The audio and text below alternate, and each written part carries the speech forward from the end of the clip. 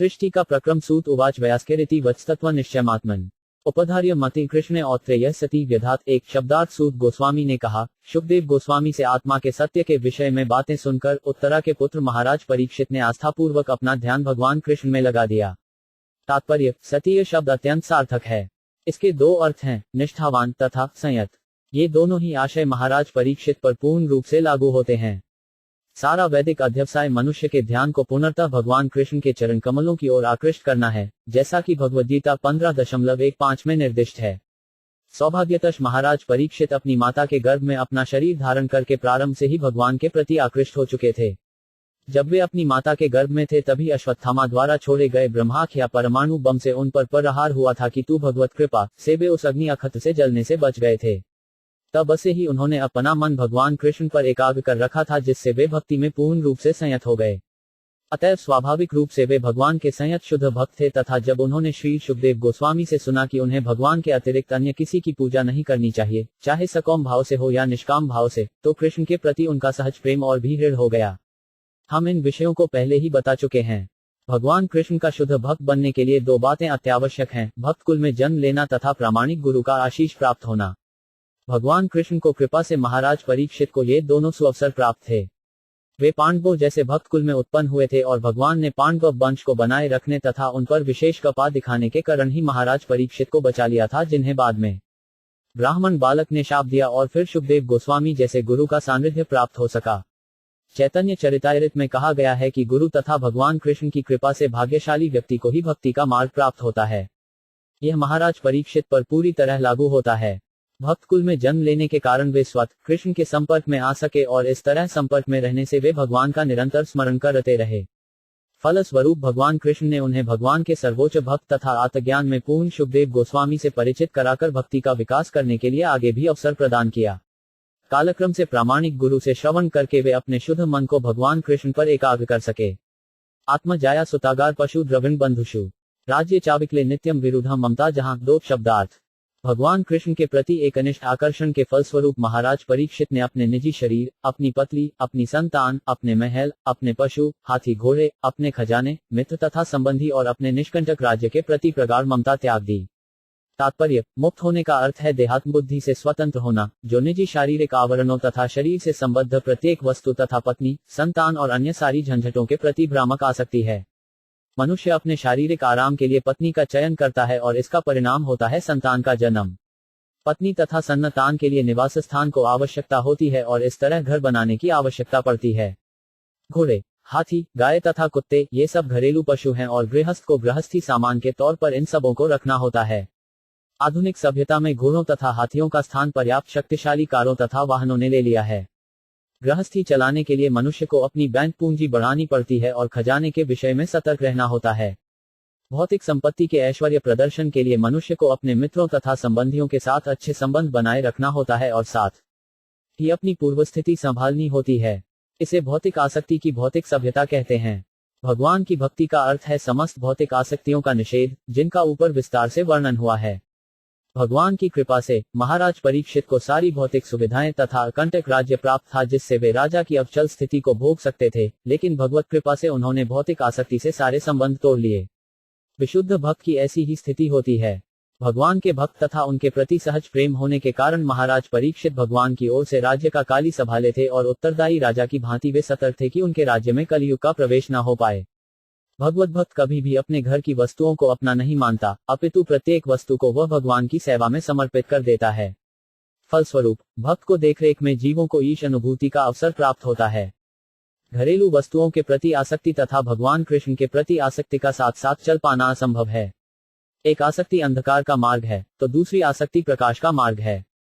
जहां प्रकाश होता है वहां अंधकार नहीं रहता और जहां अंधकार है वहां प्रकाश नहीं रहता।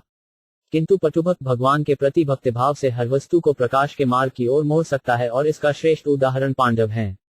महाराज युधिष्ठिर तथा उन्हीं की तरह के सारे गृहस्थ अपनी सारी तथाकथित भौतिक संपत्ति को भगवान की सेवा से जोड़कर हर वस्तु को प्रकाश की ओर मोड़ सकते हैं, किंतु जो प्रशिक्षित नहीं है अथवा हर वस्तु को भगवान की सेवा में नहीं लगा सकता, निर्बंध कृष्ण संबंधे, उसे सारे भौतिक संबंधों का परित्याग कर देना चाहिए। तभी वह भगवान की महिमा के श्रवण तथा कीर्तन का पात्र बन सकता है। दूसरे शब्दों में, जिसने महाराज परीक्षित की भांति शुकदेव गोस्वामी जैसे योग्य व्यक्ति से श्रीमद् भागवत का एक दिन भी निष्ठापूर्वक श्रवण किया है, वह भौतिक वस्तुओं के प्रति सारी ममता को छोड़ने में समर्थ होता है।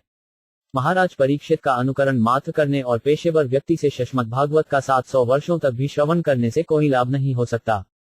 श्रीमद् भागवत को पारिवारिक खर्च चलाने के लिए साधन बनाना भगवान के चरणों पर सबसे भोंडा नामापराध है। सर्वशुप्रियायम्यम्पि प्रमाद पप्रच्छ चैमेवार्थ यन्मा पृच्छत सत्तमा कृष्णानुभाव श्रवणे श्रद्धानो महामना 3 संस्थान विज्ञाय संन्यस्य कर्म प्रवर्गिकचर्यत वासुदेव में भगवती आत्मा भाव हठगत। 4 शब्दार्थ है महर्षियों। महात्मा महाराज परीक्षित ने भगवान कृष्ण के विचार में निरंतर लीन रहते हुए अपनी मृत्यु को आस जानकर सारे सकौम कर्म अर्थात धर्म के कार्य, आर्थिक विकास तथा इंद्रिय तृप्ति त्याग दिए और कृष्ण के लिए सहज प्रेम में अपने को दृढ़ता से स्थिर कर लिया।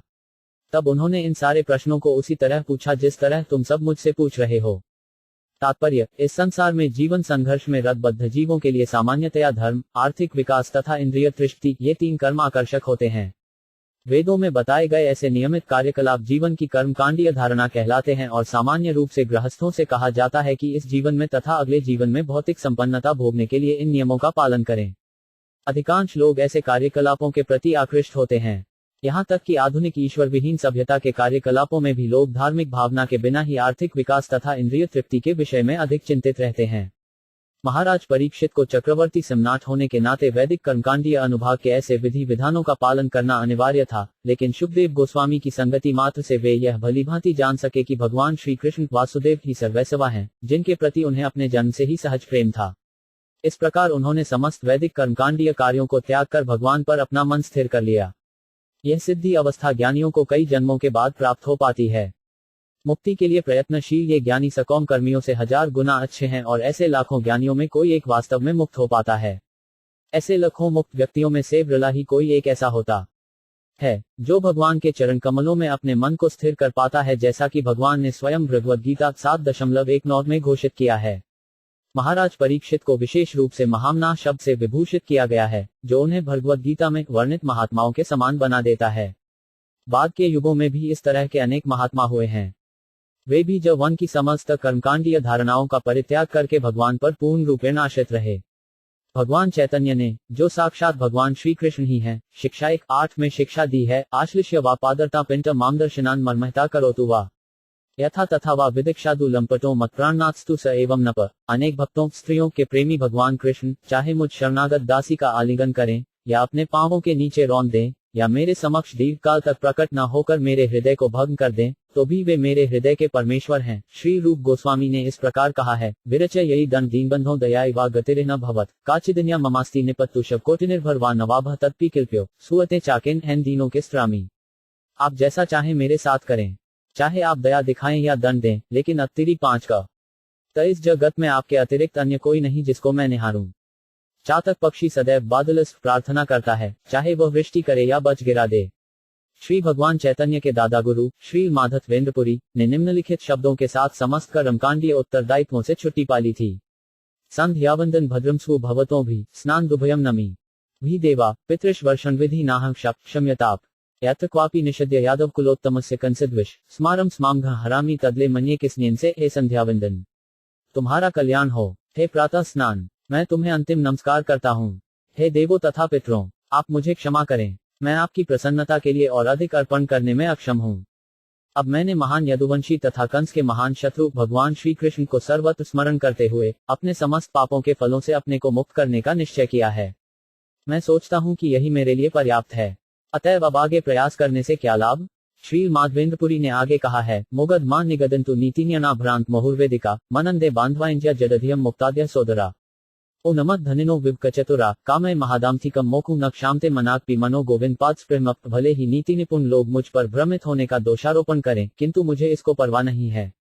वैदिक कर्मों में पटु लोग मुझे पथश्रेष्ठ कह लें, मेरे मित्र तथा संबंधी मुझे हताश कहें, मेरे भाई मुझे मूर्ख कहें और धनवान लोग मुझे पगल कहकर अंगुली उठाएं और विद्वान दार्शनिक भले ही मुझे अतीब दम्भी कहें, तो भी मेरा मन गोविंद के चरण कमलों को सेवा के संकल्प से रंच मात्र भी नहीं हटता, यद्यपि मैं ऐसा कर पाने में असमर्थ हूँ। और प्रहलाद महाराज ने भी कहा है, धर्मात्कोपगति यो विहित खिवर्गी क्षात्रयी नयधर्मो विविधा च वार्ता मन्ये तद अखिल नियमस्य सत्य स्वात्पार्षण स्वसुहृद परमस्य पुंस। मोक्ष पथ प्राप्त करने के 3 उपाय माने गए हैं, धर्म, अर्थ तथा काम।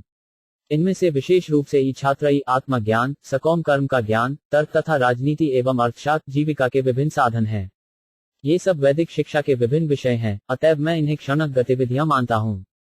इसके विपरीत भगवान विष्णु की शरणागति जीवन का वास्तविक लाभ है और मैं इसे परम सत्य मानता हूँ। भागवत 7.6-26 भगवद्गीता 2.41 में इस सारे विषय को व्यवसायत्मिका बुद्धि के रूप में या सिद्धि के परम पद के रूप में माना गया है। महान वैष्णव विद्वान श्री बलदेव विद्याभूषण ने इसकी परिभाषा भगवद अर्चना रूपक निष्काय कर्मभिर्विशुद्ध चित्त के रूप में दी है, अर्थात सकौम कर्मफल से मुक्त होकर भगवान की दिव्य प्रेमाभक्ति को मूल कर्तव्य समझना। अतएव महाराज परीक्षित बिल्कुल सही थे जब उन्होंने जीवन की समस्त कर्मकांडीय धारणाओं को त्याग कर भगवान के चरण कमलों को हृदयता से अपना लिया। सजीवाच समीचीन बच्चों ब्रह्मन सर्वज्ञस्य तवांग तमो विशीर्यते महाहरेः कथयत कथाम 5 शब्दार्थ। महाराज परीक्षित ने कहा, हे विद्वान ब्लाहुन, आप भौतिक दूषण से रहित होने के कारण सब कुछ जानते हैं, अतएव आपने मुझसे जो भी कहा है वह मुझे पूर्ण रूप से उचित प्रतीत होता है। आपकी बातें क्रमशः मेरे अज्ञान रूपी अंधकार को दूर कर रही हैं, क्योंकि आप भगवान की कथाएं कह रहे हैं।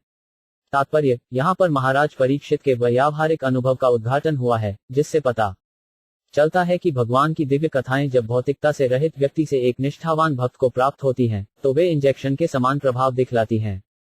दूसरे शब्दों में, जब पेशेवर लोगों से श्रीमद् भागवत की कथाएं कर्मकांडी श्रोता द्वारा सुनी जाती हैं, तो वे ऊपर कहे गए चमत्कारिक ढंग से कार्य नहीं करती। भगवान को कथाओं का भक्तिमय श्रवण सामान्य वार्ताओं के सुनने जैसा नहीं है, अतएव निष्ठावान श्रोता द्वारा इसका प्रभाव तभी अनुभव किया जाएगा जब अज्ञान का क्रमशः तिरोधान हो। यस्य देवे परा थक्ति यथा देवे तथा गुरौ तस्येते काथिता हर्था प्रकाशन्ते महात्मन। श्वेताद्वतर उपनिषद 6.23। जब भूखे व्यक्ति को भोज न दिया जाता है तो उसकी भूख शांत होती है और साथ ही भोजन करने का आनंद प्राप्त होता है। इस तरह उसे यह पूछने की आवश्यकता नहीं रह जाती कि वास्तव में उसे भोजन मिला है या नहीं। श्रीमद् भागवत के सुनने की अग्नि परीक्षा यह है कि मनुष्य को निश्चयात्मक प्रकाश प्राप्त हुआ या नहीं।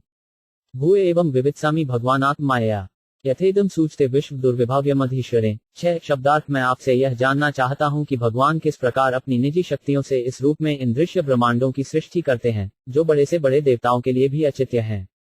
तात्पर्य, प्रत्येक जिज्ञासु मन में इस दृश्य जगत की सृष्टि का महत्वपूर्ण प्रश्न उठता रहता है। अतएव महाराज परीक्षित जैसे व्यक्ति के द्वारा इस तरह का प्रश्न असामान्य नहीं है, क्योंकि उन्हें अपने गुरु से भगवान के सारे कार्यकलाप समझने थे। हमें प्रत्येक अपरिचित वस्तु को किसी विद्वान से जानना तथा पूछना होता है। सृष्टि का प्रश्न भी ऐसा ही है, जिसे सही व्यक्ति से पूछना चाहिए। अतएव गुरु को ऐसा व्यक्ति होना चाहिए जो सर्वज्ञ हो, जैसा कि यहाँ पर शुकदेव गोस्वामी के विषय में कहा गया है। इस तरह ईश्वर संबंधी ऐसे सारे प्रश्न जो शिष्य को ज्ञात न हो, योग्य गुरु से पूछे जाने चाहिए, और यहाँ पर महाराज परीक्षित इसका व्यवहारिक उदाहरण प्रस्तुत कर रहे हैं। किंतु महाराज परीक्षित को यह पहले से ज्ञात था कि प्रत्येक दिखाई देने वाली वस्तु भगवान की शक्ति से उत्पन्न होती है, जैसा कि हम श्रीमद् भागवत के प्रारंभ में ही सीख चुके हैं, जन्याद्यस्ययत्। अतः महाराज परीक्षित सृष्टि रचना की प्रक्रिया जानना चाहते थे। उन्हें सृष्टि का उद्गम ज्ञात था, अन्यथा वे यह प्रश्न कैसे कर सकते थे कि भगवान ने अपनी विभिन्न शक्तियों से इस व्यवहार जगत की सृष्टि कैसे की। सामान्य व्यक्ति भी जानता है कि यह सृष्टि किसी द्वारा बनाई गई है, स्वतः उत्पन्न नहीं हुई है। हमें संसार में ऐसा कोई अनुभव नहीं है जहां कोई वस्तु स्वतः उत्पन्न हुई हो। मूर्ख लोग कहते हैं कि सृजनात्मक शक्ति स्वतंत्र है और उसी तरह स्वतः कार्यशील है, जिस तरह की विद्युत शक्ति होती है। कतु बुद्धिमान व्यक्ति जानता है कि विद्युत शक्ति भी स्थानीय शक्तिघर में दक्ष इंजीनियर शिल्पी के निर्देशन में उत्पन्न की जाती है और रेजिडेंट इंजीनियर के निरीक्षण में सर्वत्र वितरित की जाती है। सृष्टि के संबंध में भगवान को अध्यक्षता का वर्णन भगवद्गीता 9.10 में भी मिलता है, और वहां पर यह स्पष्ट उल्लेख है कि भौतिक शक्ति परमेश्वर की ऐसी अनेक शक्तियों में से एक का प्राकट्य है। परास्य शक्ति विविधैव श्रूयते। एक अनुभव शून्य बालक इलेक्ट्रॉनिकी के निराकार कार्यकलापों को देखकर या विद्युत शक्ति से संबंधित अनेक आश्चर्यजनक वस्तुओं को देखकर आश्चर्यचकित हो सकता है, लेकिन एक अनुभवी व्यक्ति जानता है कि इन कार्यों के पीछे एक सजीव व्यक्ति रहता है, जो ऐसी शक्ति उत्पन्न करता है। इसी प्रकार संसार के तथाकथित विद्वान तथा विचारक अपने अपने मानसिक चिंतन द्वारा ब्रह्मांड की निराकार सृष्टि के विषय में अनेक स्वंदर्शी सिद्धांत प्रस्तुत कर सकते हैं, किंतु एक बुद्धिमान भगवत भक्त गीता का अध्ययन करके जान सकता है कि इस सृष्टि के पीछे परमेश्वर का हाथ है, ठीक उसी तरह जिस तरह विद्युत शक्तिघर के पीछे रेजिडेंट इंजीनियर का हाथ रहता है। एक शोधार्थी प्रत्येक वस्तु के कारण तथा कार्य को ढूंढता है, किंतु जब ब्रह्मा, शिव, इंद्र तथा अन्य देवताओं जैसे बड़े बड़े शोधार्थी कभी कभी भगवान की आश्चर्यजनक सूचनात्मक शक्ति देखकर भ्रमित हो जाते हैं, तो उन क्षुद्र संसारी शोधार्थियों का क्या कहा जाए जो क्षुद्र वस्तुओं में लगे रहते हैं। जिस तरह ब्रह्मांड में विभिन्न लोकों के रहन सहन में अंतर है और जिस तरह एक लोक दूसरे से श्रेष्ठ है, उसी तरह उन लोकों के निवासियों के मस्तिष्क भी विभिन्न कोटियों के हैं। जैसा कि भगवद गीता में कहा गया है, ब्रह्मा जी के लोक के निवासियों की दीर्घायु, जो इस धरा लोक के निवासियों के लिए अचिंत्य है, की तुलना ब्रह्मा जी के मस्तिष्क की कोटि के मूल्य से की जा सकती है, जो इस लोक के किसी भी महान विज्ञानी के लिए अचिंत्य है।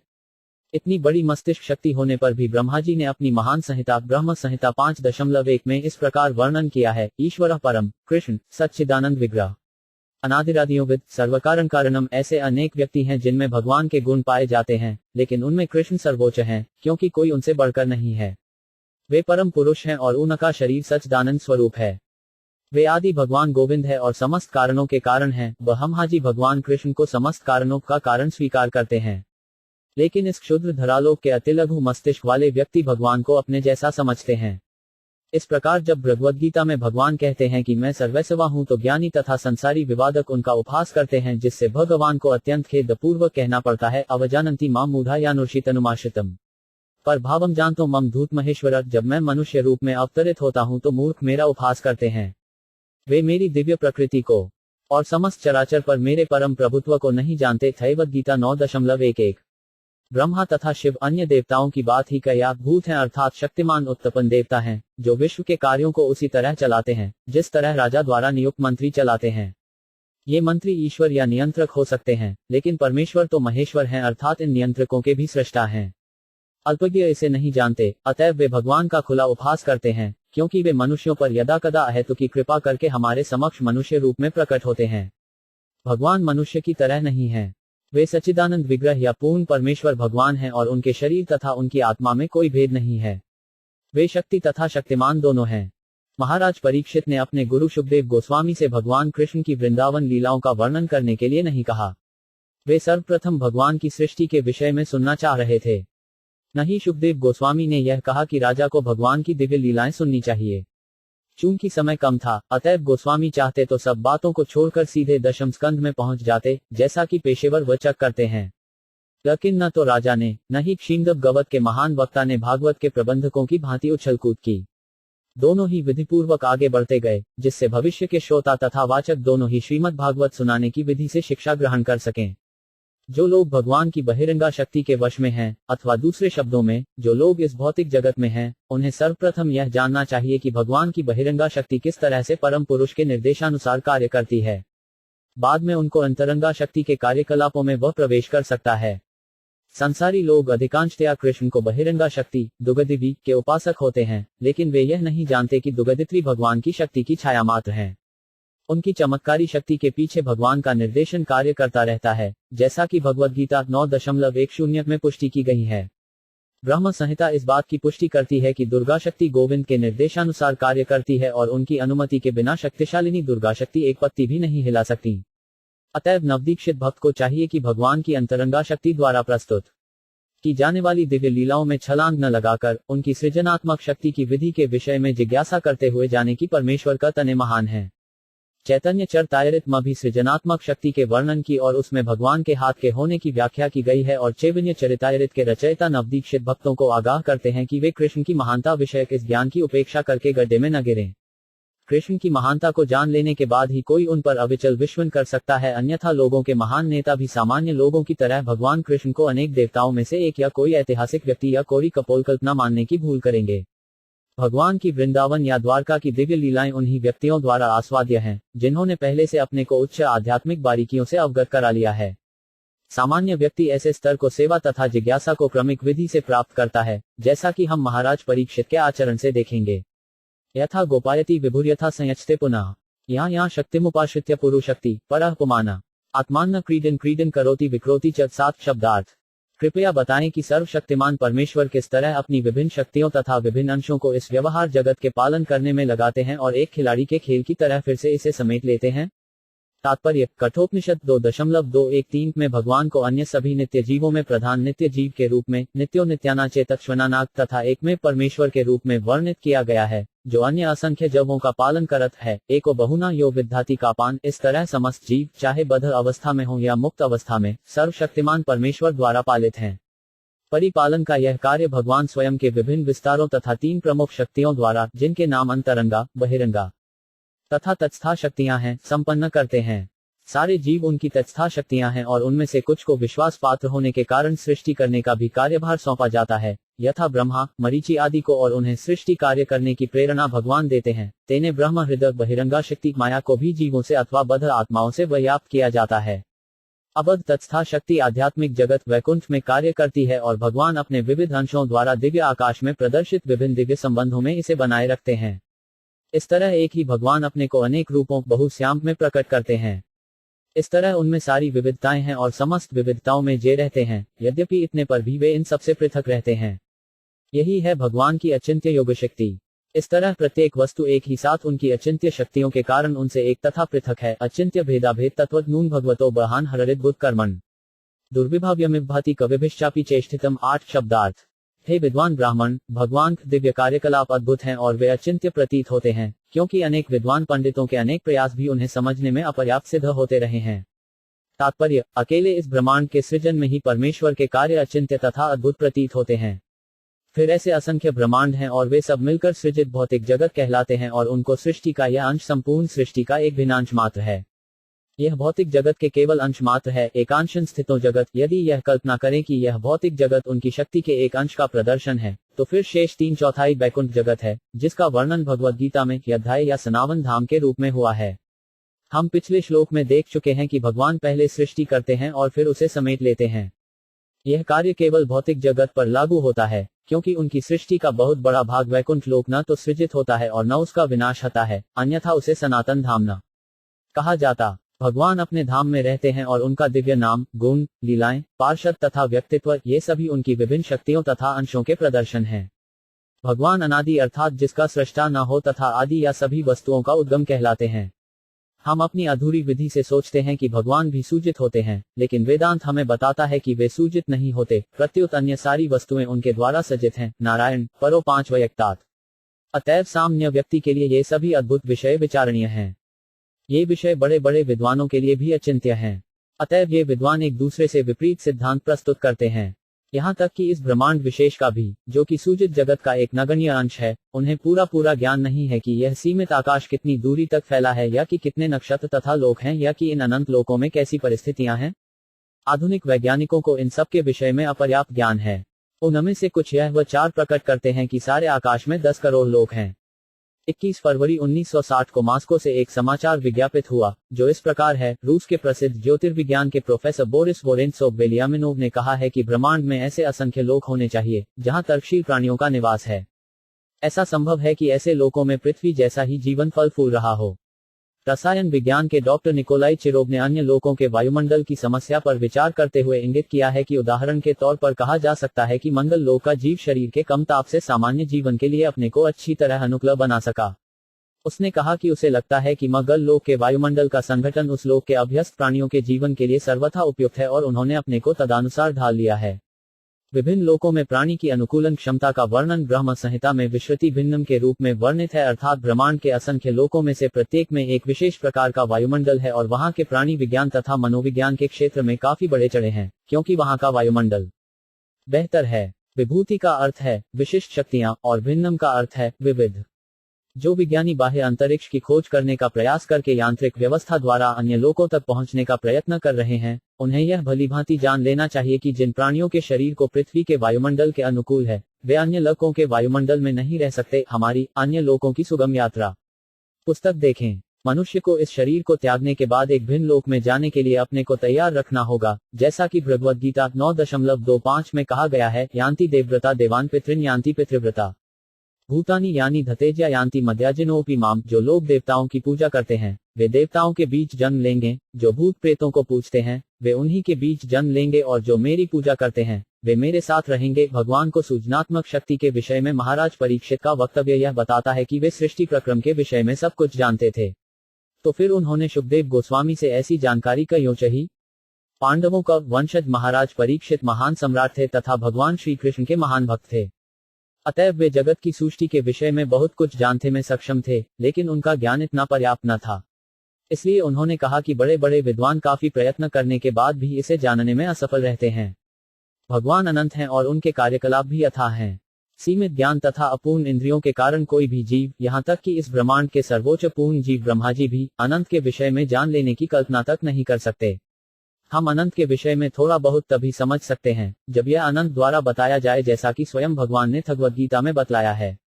शुकदेव गोस्वामी जैसे प्रबुद्ध व्यक्तियों से भी इस बारे में कुछ हद तक जाना जा सकता है, क्योंकि उन्होंने नारद के शिष्य व्यासदेव से इसे सीखा था। इस तरह शिष्य परंपरा द्वारा ही पूर्ण ज्ञान प्रकट हो सकता है, किसी भी व्यवहारिक ज्ञान द्वारा नहीं, चाहे वह प्राचीन हो या आधुनिक। यथा गुणास्तु प्रकृतिर्युगपत् क्रमशो 5वीं वा विभर्ति भूरिशिस्त्वैक कुर्वन् कर्माणि जन्म भी नॉट शब्दार्थ पूर्ण पुरुषोत्तम भगवान एक हैं, चाहे वे प्रकृति के गुणों से अकेले कर्म करें या एक साथ कई रूपों में विस्तार करें, या कि प्रकृति के गुणों के निर्देशन हेतु बारी बारी से विस्तार करें। विचिकित्सितमेत में ब्रवीतु भगवान यथा शाद्य ब्रह्मणि निष्णात परस्मिश्च भवान खलु 10 शब्दार्थ। कृपया इन सारे संशयप्रद प्रश्नों का निवारण कर दें, क्योंकि आप न केवल वैदिक साहित्य के परम विद्वान एवं अध्यात्म में आत्मसिद्ध हैं, अपितु आप भगवान के महान भक्त हैं, अतएव आप भगवान ही समान हैं।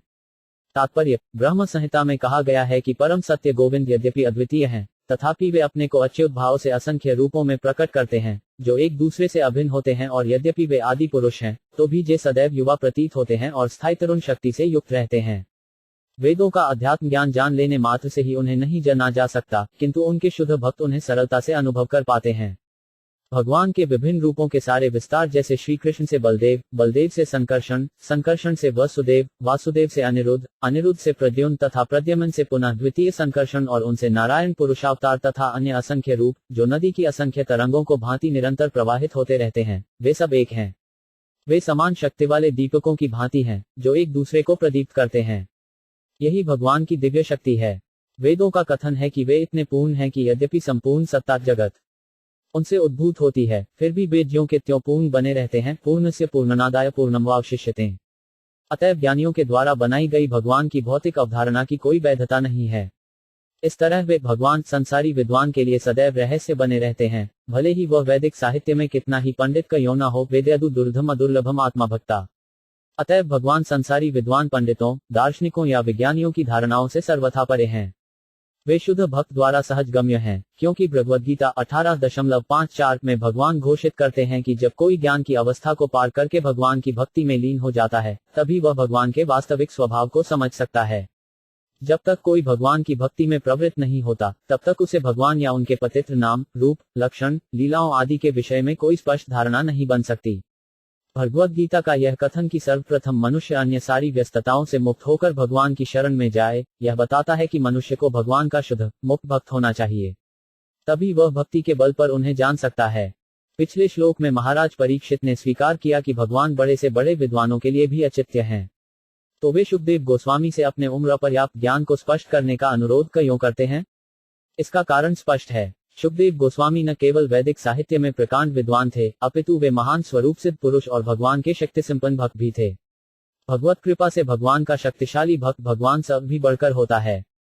भगवान श्री रामचंद्र हिंद महासागर पर सेतु बनाकर लंका द्वीप पहुंचने का प्रयास कर रहे थे, किंतु उनके अनन्य भक्त श्री हनुमान जी छलांग मारकर उस सागर को पार कर गए।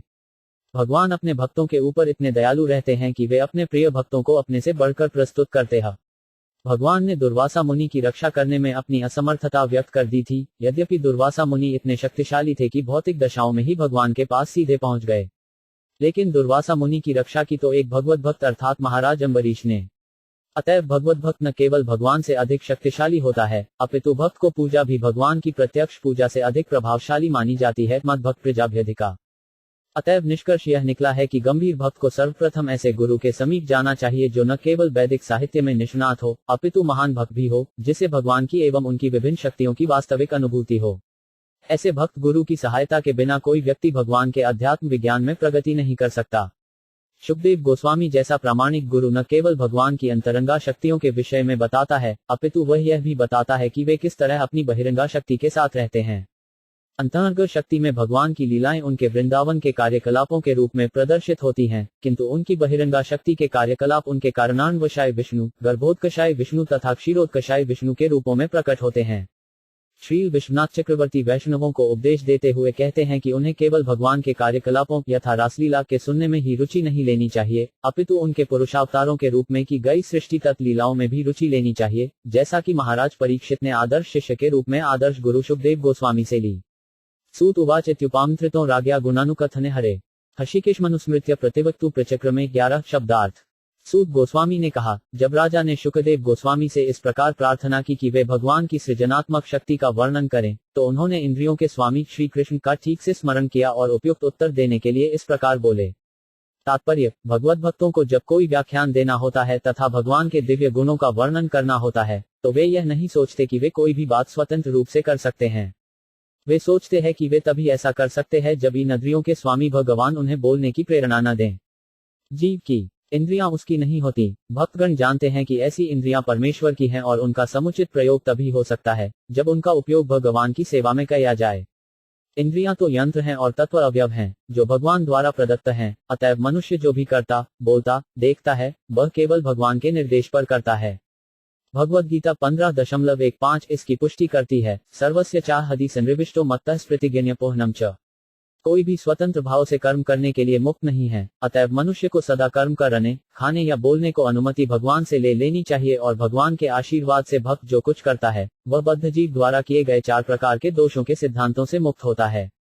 श्री शुक उवाच नमः परस्मै पुरुषाय भुव से सदुद्भव स्थान निरोध लील्या गृहीत शक्ति तृतीयाय देहिना मंतर्भवायानुप्लेक्ष्य वर्तमृत 12 शब्दार्थ।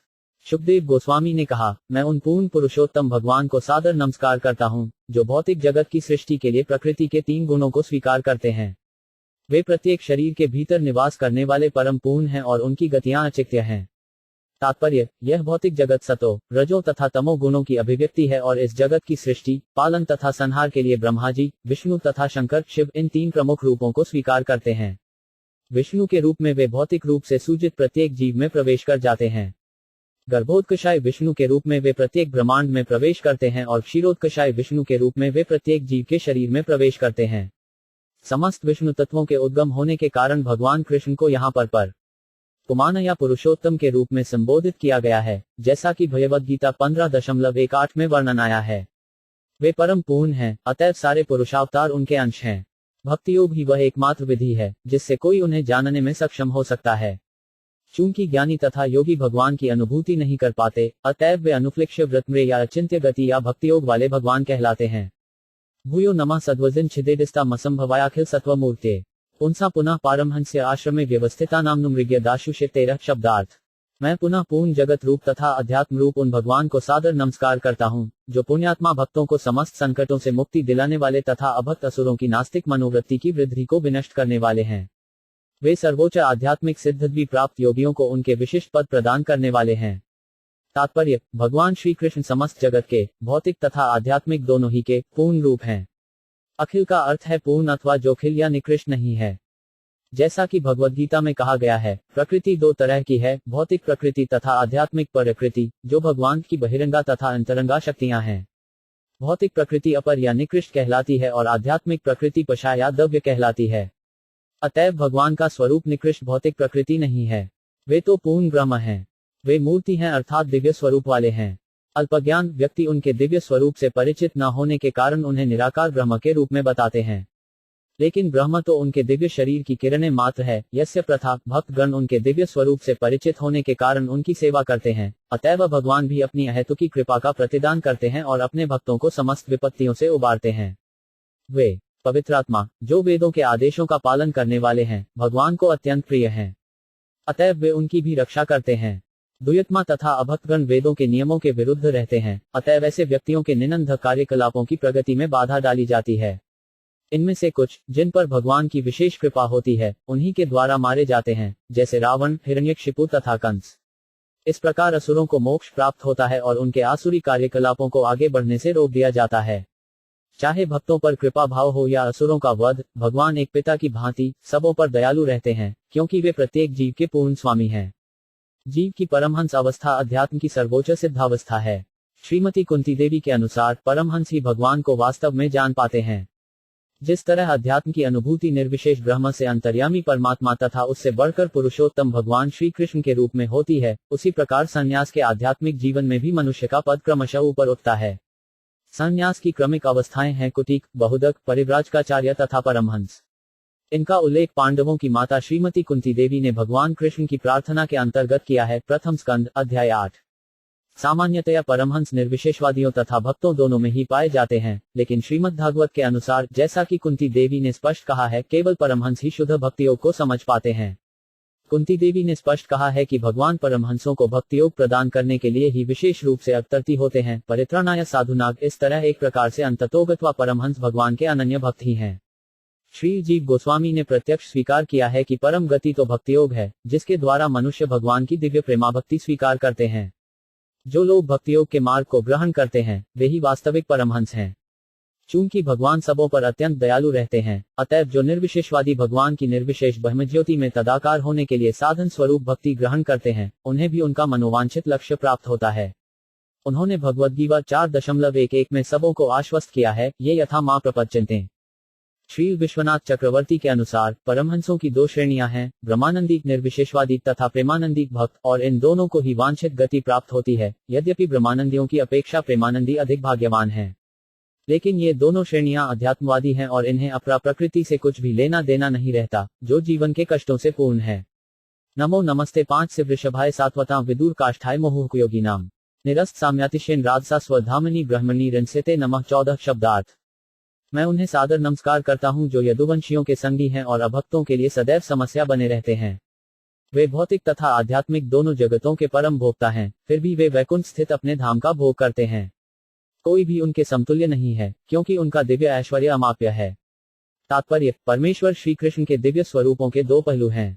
शुद्ध भक्तों के वे नित्य संगी हैं, यथा यदुवंशी होकर या अर्जुन के सखा बनकर या वृंदावन वाप्तियों के संगी पड़ोसी बनकर, नंद यशोदा के पुत्र बनकर, सुदामा, श्रीडिमा तथा मधुमंगल के मित्र बनकर या ब्रजभूमि की बालाओं के प्रेमी बनकर इत्यादि इत्यादि।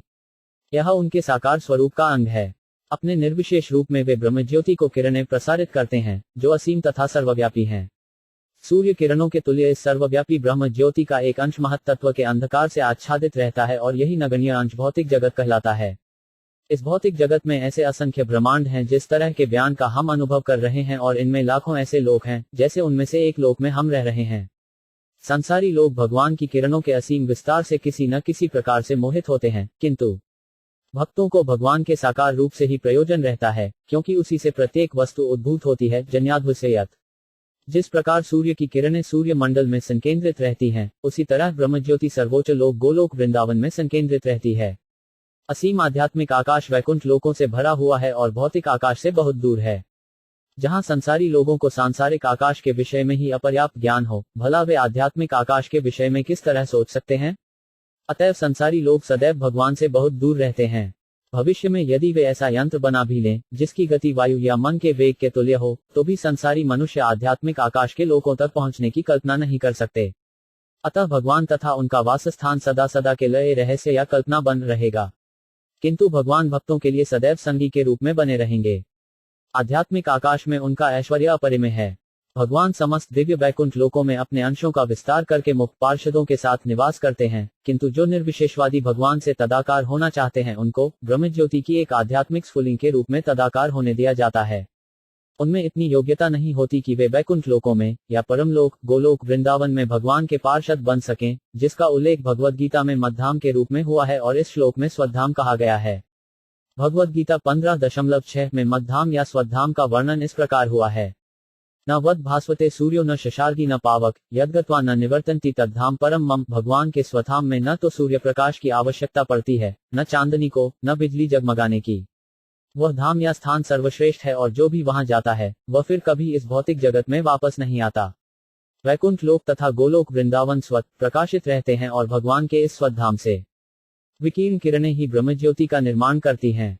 इसकी पुष्टि मुंडक 2.210 कट 2.215 तथा श्वेताश्वतर 6.14 उपनिषदों में भी हुई है। न तत्र सूर्यो भाति न चंद्रतार्क नेमा विद्युतो भानि कुतो अमारिन तमेव भांतम अनुथाति सर्व तस्य थाया यज्ञ विभाति। भगवान के स्वधाम में प्रकाश के लिए सूर्य, चंद्रमा या तारों की आवश्यकता नहीं पड़ती, न ही वहां बिजली की आवश्यकता है, तो फिर दीपकों के विषय में क्या कहा जाए। दूसरी ओर इन लोकों के स्वतः प्रकाशित होने के कारण ही सारा तेज संभव है और वहां जो भी जाज्वल्यमान है, वह उस स्वधाम के परावर्तन के कारण है। जो निर्विशेष ब्रह्म ज्योति से चकाचौंध हो जाता है, वह साक्षात भगवान को नहीं जान सकता। अतएव ईशोपनिषद 15 में यह प्रार्थना की गई है कि भगवान अपने चमत्कृत तेज को हटा लें, जिससे भक्त वास्तविकता का दर्शन कर सके। यह श्लोक इस प्रकार है। हिरण्यन पात्रेण सत्यस्यापिहितम मुखम तत्वपूषण पावृणु सत्यधर्माय दृष्टे। हे भगवान, आप भौतिक तथा आध्यात्मिक सभी वस्तुओं के पालक हैं और प्रत्येक वस्तु आपकी कृपा से फलती फूलती है। आपका भक्तियोग ही धर्म का वास्तविक सिद्धांत अर्थात सत्य धर्म है और मैं उस सेवा में लगा हुआ हूँ। कृपया अपने असली मुख का दर्शन देकर मेरी रक्षा करें। अतएव आप अपनी ब्रह्मज्योति किरणों के इस गुंठन को हटा लें, जिससे मैं आपके सच्चिदानंद स्वरूप का दर्शन कर सकूं। यत्कीर्तन यत्स्मरण यदीक्षण यहवंदन यच्छुवण यदर्हनम लोकस्य सद्यो विधुनोति कलंशः तस्मै सुभद्र से नमो नमः। 15 शब्दार्थ में उन सर्वमंगलमय भगवान श्री कृष्ण को सादर नमस्कार करता हूँ जिनके यशोगान, स्मरण, दर्शन, वंदन, श्रवण तथा पूजन से पाप करने वाले के सारे पाप फल तुरंत धुल जाते हैं। तात्पर्य, यहाँ पर सर्वोच्च अधिकारी श्री शुकदेव गोस्वामी द्वारा समस्त पापों के फलों कलंशों से मुक्त होने के लिए भव्य धार्मिक कृत्यों का सुझाव रखा दिया है। कीर्तन अर्थात यशोगान कई प्रकार से संपन्न किया जा सकता है, यथा स्मरण करने, देवदर्शन के लिए मंदिरों में जाने, भगवान के समशेष प्रार्थना करने तथा श्रीमद् भागवत या भगवद गीता में वर्णित विधि से भगवान की महिमा का पाठ सुनने से, मधुर संगीत के साथ भगवान के यश का गायन करके तथा श्रीमद् भागवत या भगवद गीता जैसे शास्त्रों का पाठ करके कीर्तन संपन्न किया जा सकता है। भक्तों को चाहिए कि वे भगवान की सदैव अनुपस्थिति से निराश न हो, भले ही वे अपने को उनकी संगति में न पा रहे हों। कीर्तन, श्रवण, स्मरण आदि या तो सभी या इनमें से कुछ या केवल एक की भक्ति विधि हमें उपयुक्त प्रकार से भगवान की दिव्य प्रेमा भक्ति संपन्न करके उनके सानिध्य का वह फल प्रदान कर सकती है। यहाँ तक कि कृष्ण या राम के नाम के उच्चारण मात्र से वायुमंडल आध्यात्मिक हो उठता है। हमें भलीभांति जान लेना चाहिए कि जहाँ भी ऐसी शुद्ध दिव्य सेवा की जाती है, वहाँ भगवान विद्यमान रहते हैं। इस प्रकार निरपराध कीर्तनम संपन्न करने वाले को भगवान का सकारात्मक सानिध्य प्राप्त होता है। इसी प्रकार कुशल मार्गदर्शन के अंतर्गत संपन्न स्मरण तथा वंदन से भी वह फल प्राप्त हो सकता है। मनुष्य को चाहिए कि भक्ति के स्वरूपों को मनमाना नहीं गढ़े। वह किसी मंदिर में जाकर भगवान के स्वरूप की पूजा कर सकता है या किसी मस्जिद या गिरजाघर में भगवान की निर्विशेष भक्तिमयी प्रार्थना कर सकता है। मनुष्य निश्चय ही पाप फलों से छूट सकता है, बशर्ते कि वह मंदिर, मस्जिद या गिरजाघर में पूजा करके पापों के फलों से मुक्त होने की आशा से जानबूझकर पाप न करने के बारे में सावधान रहे। भक्तिमय सेवा के बल पर जानबूझकर पाप करने की यह मनोवृत्ति नामनो बलाद यस्य ही पाप बुद्धि कहलाती है और भक्ति के मार्ग में यह सबसे बड़ा अपराध है।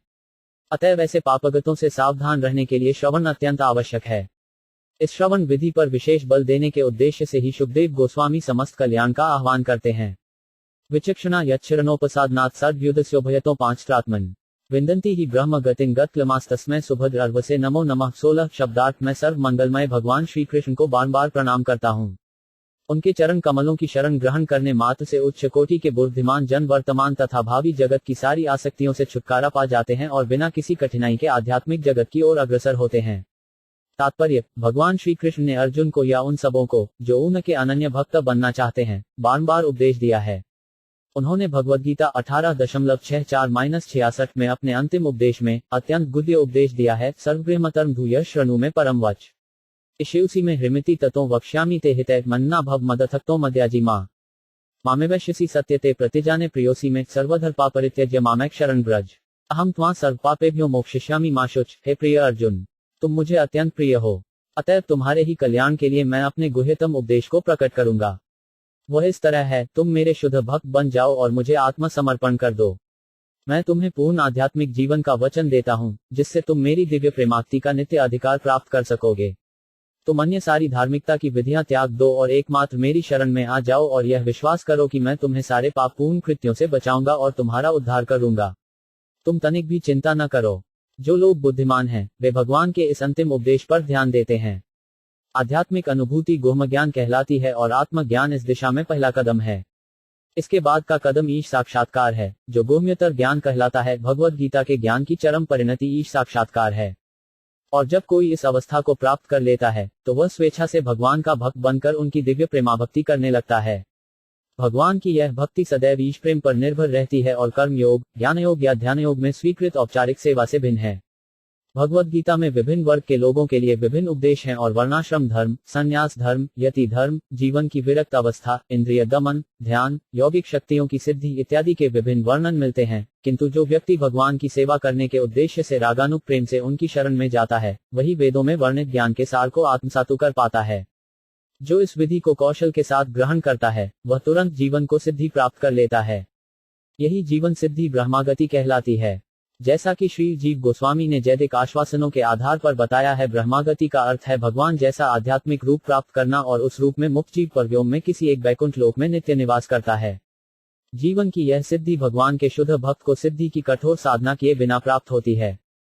ऐसा भक्तिमय जीवन कीर्णीय, स्पर्णीय, ईक्षणीय आदि से पूर्ण होता है, जैसा कि पिछले श्लोक में उल्लेख हुआ है। अतएव मनुष्य को चाहिए कि भक्तिमय जीवन की इस शैली को ग्रहण करके विश्व के किसी भी भाग में मानव जीवन की किसी भी श्रेणी में सर्वोच्च सिद्धि प्राप्त करे। जब ब्रह्मा जी व नंदावन में क्रीड़ा करते हुए बालक रूप में भगवान कृष्ण से मिले, तो उन्होंने इस प्रकार से स्तुति की, अयः सर्तिन भक्तिगुदस्यते विभो विलशन्ति ये केवल बोधुलबंधे तेषाम्यो क्लेशल एव शिष्यते नानद यथास्थूलशावशातिनाम। भागवत 10.144। भक्तियोग उच्च कोटि की सिद्धि है, जिसे बुद्धिमान व्यक्ति प्रचुर आध्यात्मिक कार्य के बदले में प्राप्त करता है। यहाँ पर दिया गया उदाहरण अत्यंत उपयुक्त है। मुट्ठी भर चावल धान की भूसी के ढेर से कहीं अधिक मूल्यवान होता है। इस प्रकार मनुष्य को चाहिए कि वह कर्मकांड या ज्ञानकांड या योग आसनों के इंद्रजाल के प्रति आकृष्ट न हो, अपितु प्रामाणिक गुरु के निर्देश में कीर्तनम, स्मरणम जैसी सरल विधियों को ग्रहण करके बिना किसी कठिनाई के चरम सिद्धि प्राप्त करे। तपस्थिनो दान परा यशस्विनो मनस्विनो मंत्र विदसु मंडला क्षेम न विंदंती बिना यदर्पण तस्में सुभद्र से नमो नमः। 17 शब्दार्थ। मैं समस्त मंगलमय भगवान श्री कृष्ण को पुनः पुनः सादर नमस्कार करता हूँ, क्योंकि बड़े बड़े विद्वान ऋषि, बड़े बड़े दानी, यश लब्ध कार्यकर्ता, बड़े बड़े दार्शनिक तथा योगी, बड़े बड़े वेदपाठी तथा बड़े बड़े वैदिक सिद्धांतों के बड़े बड़े अनुयायी तक भी ऐसे महान गुणों को भगवान की सेवा में समर्पित किए बिना कोई क्षेम कुशलता प्राप्त नहीं कर पाते। तात्पर्य: विद्या में प्रगति, दानशीलता, मानव समाज का राजनीतिक, सामाजिक या धार्मिक नेतृत्व, दार्शनिक चिंतन, योगाभ्यास, वैदिक अनुष्ठानों में निपुणता तथा मनुष्य के ऐसे ही सारे उत्तम गुण उसकी सिद्धि प्राप्ति में तभी सहायक बनते हैं जब उनका उपयोग भगवान की सेवा में किया जाए। ऐसा किए बिना ये सारे गुण मनुष्य के लिए कष्ट के कारण बन जाते हैं। प्रत्येक वस्तु का उपयोग या तो अपनी इंद्रिय तृप्ति के लिए या फिर अपने अतिरिक्त अन्यों की सेवा के लिए हो सकता है। स्वार्थ के भी दो प्रकार हैं, निजी स्वार्थ तथा विस्तारित स्वार्थ। लेकिन इन दोनों प्रकार के स्वार्थों में कोई गुणात्मक अंतर नहीं है। चोरी चाहे निजी स्वार्थ के लिए की जाए या पारिवारिक स्वार्थ के लिए, वह एक जैसी होती है, अर्थात अपराधमय। यदि कोई चोर अपने लिए नहीं, अपितु समाज या देश के हित के लिए चोरी करने के कारण अपने को निर्दोष बताए, तो किसी भी देश के कानून द्वारा उसे क्षमा नहीं किया जा सकता। सामान्य लोगों को इसका ज्ञान नहीं रहता कि जीव का स्वार्थ तभी पूर्णता को प्राप्त होता है जब ऐसा स्वार्थ भगवान के स्वार्थ से अभिन्न होता है। उदाहरणार्थ, शरीर तथा आत्मा का एक साथ पालन पोषण करने में क्या स्वार्थ है? मनुष्य शरीर पालने के लिए निजी या सामाजिक धन कमाता है, किंतु जब तक ईश चेतना न रहे, जब तक शरीर का पालन ईश्वर के साथ अपने संबंध को अनुभूति प्राप्त करने के लिए न हो, तब तक शरीर तथा आत्मा का एक साथ पालन करने के सारे प्रयास पशु द्वारा शरीर तथा आत्मा का पालन करने के सदृश ही हैं। मनुष्य शरीर के पालन पोषण का प्रयोजन पशुओं से भिन्न होता है। इसी प्रकार विद्या की प्रगति, आर्थिक विकास, दार्शनिक शोध, वैदिक साहित्य का अध्ययन या कि पुण्यकर्मों को संपन्न करना, यथा दान, अस्पताल खोलना, अन्नदान, ये सारे कार्य भगवान से संबंधित होने चाहिए। ऐसे सारे कार्यों तथा प्रयासों का उद्देश्य भगवान की प्रसन्नता होना चाहिए, किसी सत्ता, व्यक्ति या समूह की तुष्टि नहीं। संसिद्धि हिरिघोषणम। भगवद गीता 9.27 में इसी सिद्धांत की पुष्टि की गई है, जहां पर यह कहा गया है कि हम जो भी दान दे तथा जो भी तपस्या करें, वह सब भगवान को अर्पित कर देना चाहिए या उन्हीं के निमित्त करना चाहिए। ईश्वर विहीन मानवीय सभ्यता के पटु नेतागण तब तक शैक्षिक उन्नति या आर्थिक उन्नति के विविध प्रयासों में कोई सफलता प्राप्त नहीं कर सकते, जब तक वे ईश भावना भावित न हो।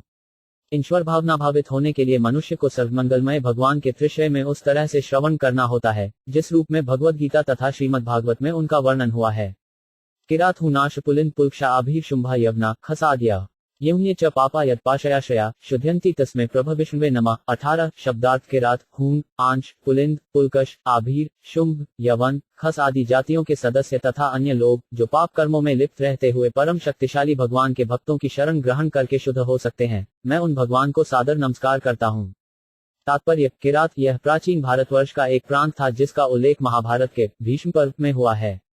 सामान्यतया किरात भारत के आदिवासियों के रूप में विख्यात हैं और आज जकल के बिहार तथा छोटा नागपुर के सन्नताल पर करात नामक प्राचीन प्रांत कहलाते थे। ऋण पूर्वी जर्मनी का क्षेत्र तथा रूस का एक भाग हून प्रांत कहलाते हैं। तदनुसार कभी कभी पर्वतीय आदिवासी जाति हून कहलाती है। आंध्र यह दक्षिण भारत का एक प्रांत था जिसका उल्लेख महाभारत के भीष्म पर्व में मिलता है। यह आज भी इसी नाम से प्रसिद्ध है। पुलिंद, इसका उल्लेख महाभारत आदि पर्व 174.38 में पुलिंद नामक प्रांत के निवासियों के लिए हुआ है। भीमसेन तथा सहदेव ने इस देश को जीता था। ग्रीसवाई एलिन कहलाते हैं और महाभारत के वन पर्व में उल्लेख हुआ है कि इस भूभाग की अवैदिक जाति संसार के ऊपर राज्य करेगी। यह पुलिन प्रांत भारत के प्रांतों में सेठ और इसके वासियों की गणना क्षत्रिय राजाओं में की जाती थी, किंतु बाद में ब्राह्मण संस्कृति का परित्याग कर देने के कारण उन्हें ग्लेच कहा गया। जिस प्रकार इस्लामी संस्कृति को न मानने वाले काफिर कहलाते हैं और जो क्रिस्तानी संस्कृति के अनुयायी नहीं हैं, वे हीदन्स कहलाते हैं। आभीर यह नाम महाभारत के सभा पर्व तथा भीष्म पर्व दोनों में ही आता है। यह उल्लेख मिलता है कि यह प्रांत सिंध प्रदेश में सरस्वती नदी के तट पर स्थित था। आधुनिक सिंध प्रांत पहले अरब सागर के दूसरी ओर भी फैला हुआ था और इस प्रांत के सारे निवासी आभीर कहलाते थे।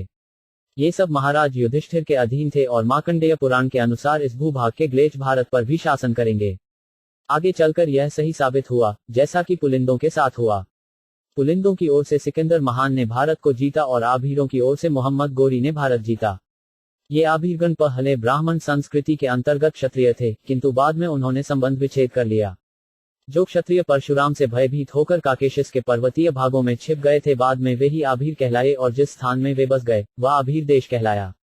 शुद्धिया कंक ये प्राचीन भारत के कंक प्रांत के निवासी थे जिनका उल्लेख महाभारत में हुआ है। यवनज्ञ महाराज ययाति के पुत्र का नाम यवन था, जिसे तुर्को नामक भूभाग पर शासन चलाने का भार सौंपा गया। अतएव तुर्क यवन हैं क्योंकि वे महाराज यवन के वंशज हैं। इसलिए यवन लोग क्षत्रिय थे जो कालांतर में अपनी ब्राह्मण संस्कृति त्याग कर म्लेच्छ यवन बन गए। यवनों के वर्णन महाभारत आदि पर्व 85.34 में मिलते हैं। तुर्वसु नामक एक अन्य राजा भी यवन कहलाता था। पांडवों में से सहदेव ने उसके देश को जीता। पश्चिमी यवन कर्ण के दबाव से कुरुक्षेत्र के युद्ध में दुर्योधन के साथ सम्मिलित हो गए। यह भविष्यवाणी की गई थी कि यवन लोग भारत को जीत लेंगे और यह खरी उतरी। खसखस देश के निवासियों का उल्लेख महाभारत द्रोण पर्व में हुआ है। जिनके ऊपरी होठ पर ठिगने केश मूंछ उगते हैं, वे सामान्यतया खस कहलाते हैं। फलस्वरूप मंगोल, चीनी तथा अन्य लोग खस हैं। उपर्युक्त ऐतिहासिक नाम विश्व के विभिन्न राष्ट्रों के नाम हैं। निरंतर पाप कर्म करते रहने वाले व्यक्ति भी तो सुधरने पर पूर्ण मनुष्य के स्तर को प्राप्त होते हैं, यदि वे भगवत भक्त की शरण ग्रहण कर लें। जीसस क्राइस्ट तथा मोहम्मद, इन दो शक्तिशाली भगवत भक्तों ने इस भूमंडल में भगवान की ओर से अपार सेवाएं की हैं। श्री सुखदेव गोस्वामी के कथन से प्रतीत होता है कि विश्व की वर्तमान परिस्थिति में ईश्वर विहीन सभ्यता चलाने से अच्छा तो यह होगा कि संसार के मामलों का नेतृत्व भगवत भक्तों को सौंप दिया जाए, जिसके लिए पहले से कृष्ण भावनामृत नामक अंतर्राष्ट्रीय संघ चल रहा है। तब भगवत कृपा से सारे विश्व के मनुष्यों के हृदयों में परिवर्तन हो सकेगा, क्योंकि भगवत भक्त सामान्य लोगों के धूल धूसरित मनों को शुद्ध करके ऐसा परिवृन ला सकने में सक्षम है। संसार के राजनीतिज्ञ अपने अपने स्थानों में बने रहेंगे, क्योंकि भगवत भक्तों को नेतृत्व या राजनयिक उलझन में कोई रुचि नहीं रहती। भक्तों को केवल इतनी ही रुचि रहती है कि सामान्य जन राजनीतिक प्रचार से दिग्भ्रमित न हो, लोग ऐसी सभ्यता का अनुसरण करके बिगड़ न जाएं जो अंततोगत्वा विनाश की ओर ले जाने वाली हो। अतएव यदि राजनीतिज्ञ लोग भक्तों से मार्गदर्शन प्राप्त करें तो निश्चय ही भक्तों के शुद्धिकरण आंदोलन से विश्व को परिस्थिति में महान परिवर्तन आएगा, जैसा कि भगवान चैतन्य ने कर दिखाया है। जिस प्रकार सुखदेव गोस्वामी ने अपनी स्तुति यत् कीर्तनम शब्द से प्रारंभ की है, उसी तरह भगवान चैतन्य ने भी संस्तुति की कि केवल भगवान के पवित्र नाम के यशोगान से हृदयों में महान परिवर्तन आएगा, जिससे राजनीतिज्ञों द्वारा मानवीय राष्ट्रों के बीच जो मनोमालिन्य उत्पन्न हुआ है वह तुरंत मिट सकेगा। भ्रम की अग्नि बुझ जाने पर दूसरे लाभ भी मिलने लगेंगे। हमारा लक्ष्य भगवत धाम वापस जाने का है, जिसका उल्लेख हम पिछले पृष्ठों में अनेक बार कर चुके हैं। भक्ति संप्रदाय के अनुसार, जिसे सामान्यतया वैष्णव संप्रदाय कहा जाता है, ईश साक्षात्कार के विषय में किसी के भी अग्रसर होने पर कोई प्रतिबंध नहीं है। वैष्णव इतना शक्तिसंपन्न होता है कि वह किरात इत्यादि को भी वैष्णव बना लेता है, जैसा कि ऊपर कहा जा चुका है। भगवद गीता 9.32 में भगवान ने कहा है कि भगवत भक्त होने में कोई प्रतिबंध नहीं है, यहाँ तक कि निम्न कुल में उत्पन्न व्यक्तियों अथवा खिरियों, शूद्रों या वैश्यों पर भी, और भगवत भक्त होने पर प्रत्येक व्यक्ति भगवत धाम जाने का भागी बन जाता है। इसके लिए एकमात्र योग्यता यह है कि ऐसे भगवत भक्त की शरण लेनी चाहिए जिसे कृष्ण के दिव्य विज्ञान भगवद गीता तथा श्रीमद् भागवत का सम्यक ज्ञान हो। विश्व के किसी भी भाग का व्यक्ति जो कृष्ण विज्ञान से अवगत है, शुद्ध भक्त बन सकता है और सामान्य लोगों का गुरु बनकर उनके हृदयों को शुद्ध करके उनका उद्धार कर सकता है। कोई कितना ही बड़ा पापी क्यों न हो, शुद्ध वैष्णव के संपर्क से वह तुरंत शुद्ध हो जाता है। अतएव कोई वैष्णव विश्व के किसी भी भाग से जाति पाति का विचार किए बिना शिष्य बना सकता है और विधि विधानों द्वारा उसे शुद्ध वैष्णव का पद दिला सकता है, जो ब्राह्मण संस्कृति से परे है। कंशशीय धर्म की सत्ता अब इस प्रणाली के तथाकथित अनुयायियों में भी नहीं रह गई है। न ही वर्तमान सामाजिक, राजनीतिक तथा आर्थिक उथल पुथल के संदर्भ में वर्णाश्रम धर्म की पुनः स्थापना कर पाना संभव है। किसी भी देश के किसी विशेष रीति रिवाज का ध्यान रखे बिना आध्यात्मिक दृष्टि से किसी को वैष्णव संप्रदाय में स्वीकार किया जा सकता है और इस दिव्य विधि में कोई बाधा नहीं है। अतएव भगवान श्री चैतन्य महाप्रभु के आदेश से श्रीमद् भागवत या भगवद गीता संप्रदाय का सारे विश्व में प्रचार किया जा सकता है और जो इस दिव्य संप्रदाय को स्वीकार करने के इच्छुक हो उनका उद्धार हो सकता है। भक्तों के इस प्रकार के आंदोलन को ऐसे सारे लोग स्वीकार करेंगे जो विवेकपूर्ण तथा जिज्ञासु हैं और जो किसी देश की रीति रिवाज के प्रति द्वेष नहीं रखते। एक वैष्णव दूसरे वैष्णव को जन्म अधिकार के आधार पर स्वीकार नहीं करता, जिस तरह की वह मंदिर में स्थित भगवान के श्री विग्रह को कभी मूर्ति नहीं मानता। इस संबंध में सारे संशयों को दूर करने के लिए श्री शुकदेव गोस्वामी ने सर्वशक्तिमान के आशीर्वाद की कामना की है। प्रभु विष्णुवे नमः। जिस प्रकार सर्वशक्तिमान भगवान मंदिर में पूजनीय अपने विग्रह के रूप में अर्चन के भक्तिमय कार्यकलापों के अंतर्गत अपने भक्त की तुच्छ सेवाएं ग्रहण करते हैं, उसी प्रकार जब शुद्ध वैष्णव भगवान की सेवा में अपने को अर्पित कर देता है और योग्य वैष्णव द्वारा प्रशिक्षित किया जाता है तो उसका शरीर तुरंत ही दिव्य बन जाता है। इस प्रसंग में वैष्णव नियम का आदेश है। अचे विष्णु शिलाधि गुरु नर्मति वैष्णवे जाते बुद्धि श्री विष्णुनासनी शब्द सामान्य बुद्धि। मनुष्य को चाहिए कि मंदिर में पूजित भगवान के श्री विग्रह को न तो मूर्ति समझे, न वैद गुरु को सामान्य पुरुष समझे, न ही शुद्ध वैष्णव को किसी जाति से संबंधित माने। पद्म पुराण। निष्कर्ष यह निकला कि सर्वशक्तिमान होने के कारण भगवान किसी भी परिस्थिति में विश्व के किसी भी व्यक्ति को, चाहे स्वयं या गुरु रूप में, अपनी प्रामाणिक अभिव्यक्ति द्वारा स्वीकार कर सकते हैं। भगवान चैतन्य ने वर्णाश्रम धर्म के अतिरिक्त अन्य जातियों के अनेक भक्तों को स्वीकार किया और हम सबों को शिक्षा देने के लिए यह घोषित किया कि वे स्वयं किसी जाति या वर्ण के नहीं हैं, अपितु वे वृंदावन की गोपियों के पालनकर्ता भगवान कृष्ण के दासों के दास हैं। यही आत्म साक्षात्कार की विधि है। सरश आत्मात्मकता मधि शखवैम्यो धर्मस्तपोम्या गत व्यलिकरच शज्जुराय भी विंदकर्य लिरो भगवान प्रसिद्धतम 19 शब्दार्थ। वे परमात्मा हैं तथा समस्त स्वरूप सिद्ध पुरुषों के परमेश्वर हैं। वे साक्षात वेद, धर्मग्रंथ, शास्त्र तथा तपस्या हैं। वे ब्रह्मजी, शिवजी तथा कपट से रहित समस्त व्यक्तियों द्वारा पूजित हैं। आश्चर्य तथा सम्मान से ऐसे पूजित होने वाले पूर्ण पुरुषोत्तम मुझ पर प्रसन्न हो। तात्पर्य, यद्यपि भगवान आत्म साक्षात्कार के विभिन्न पंथों के अनुयायियों के स्वामी हैं, तो भी वे उन्हीं लोगों द्वारा ज्ञेय हैं जो आडंबर से परे हैं। प्रत्येक व्यक्ति नित्य शांति या शाश्वत जीवन की खोज में रहता है, जिसके लिए वह या तो वैदिक शास्त्रों का या अन्य धर्मशास्त्रों का अध्ययन करता है या ज्ञानमार्गी दार्शनिकों या योगियों अथवा अनन्य भक्तों इत्यादि की तरह भक्ति करता है। लेकिन परमेश्वर की पूर्ण अनुभूति केवल भक्तों को ही हो पाती है, क्योंकि ते समस्त छल छलन से ऊपर होते हैं। जो लोग आत्म साक्षात्कार के पथ पर होते हैं वे सामान्यतया कर्मी, ज्ञानी, योगी या भगवत भक्त के रूप में वर्गीकृत किए जाते हैं। जो कर्मी वैदिक कर्मकांडों के सकौम कर्मों के प्रति अत्यधिक आसक्त रहते हैं वे भुक्तिकामी अर्थात भौतिक भोग की इच्छा रखने वाले कहलाते हैं। जो ज्ञानी मानसिक चिंतन ज्ञान द्वारा परमेश्वर से तदाकार होना चाहते हैं वे मुक्तिकामी अर्थात भौतिक जीवन से मुक्ति के इच्छुक कहलाते हैं। जो योगी 8 प्रकार की सिद्धियां प्राप्त करने के लिए विभिन्न प्रकार की तपस्याएं करते हैं और अंततः समाधि में परमात्मा से मिलते हैं वे सिद्धिकाई कहलाते हैं। ये योगी सूक्ष्मतर से सूक्ष्मतम बनने, भारीतर से भारीतम बनने, इच्छित वस्तु प्राप्त करने, सबों पर नियंत्रण करने, इच्छानुसार वस्तुएं उत्पन्न करने इत्यादि की इच्छा करते हैं। ये सब शक्तिमान योगी की क्षमताएं हैं। लेकिन भगवत भक्त आत्मतुष्टि के लिए इस प्रकार की कई चीज नहीं चाहते हैं। वे केवल भगवान की सेवा करना चाहते हैं, क्योंकि भगवान महान है और जीवात्माओं के रूप में वो भगवान के नित्य अधीन अंश प्रत्यंश हैं। भक्त द्वारा इस प्रकार आत्मा को पूर्ण अनुभूति उसे निष्काम बनने में सहायक बनती है और ऐसे भक्त निष्कामी कहलाते हैं। जीव अपनी स्वाभाविक स्थिति के कारण समस्त इच्छाओं से रहित नहीं हो सकता। भुक्तिकामी, मुक्तिकामी तथा सिद्धिकामी सभी आत्मतुष्टि के लिए कुछ न कुछ पाने की इच्छा करते हैं, लेकिन निष्कामी भक्त भगवान के लिए ही सब कुछ इच्छा करता है। वह भगवान के आदेशों पर पूरी तरह आश्रित रहता है और भगवान की तुष्टि के लिए अपना कर्तव्य निभाने के लिए सदैव उद्यत रहता है। प्रारंभ में अर्जुन ने अपने को इस प्रकार प्रस्तुत किया मानो वह आत्मतुष्टि का इच्छुक है, क्योंकि वह कुरुक्षेत्र युद्ध में लड़ना नहीं चाह रहा था, लेकिन भगवान ने उसे निष्काम बनाने के लिए भगवद गीता का उपदेश दिया, जिसमें कर्मयोग, ज्ञानयोग, हठयोग तथा भक्तियोग को भी व्याख्या मिलती है। अर्जुन निष्कपट था, अतएव उसने अपन निर्णय बदल दिया और युद्ध करने के लिए राजी होकर भगवान को तुष्ट किया। कार्यशे कचंतव, इस तरह वह निष्कामी बना। यहाँ पर ब्रह्माजी तथा शिवजी के उदाहरण जानबूझकर दिए गए हैं, क्योंकि ब्रह्माजी, शिवजी, श्रीमती लक्ष्मी जी तथा चारों कुमार सनक, सनातन आदि ये चारों निष्काम वैष्णव संप्रदायों के अग्रणी हैं। ये सभी सारे छल छल्दियों से रहित हैं।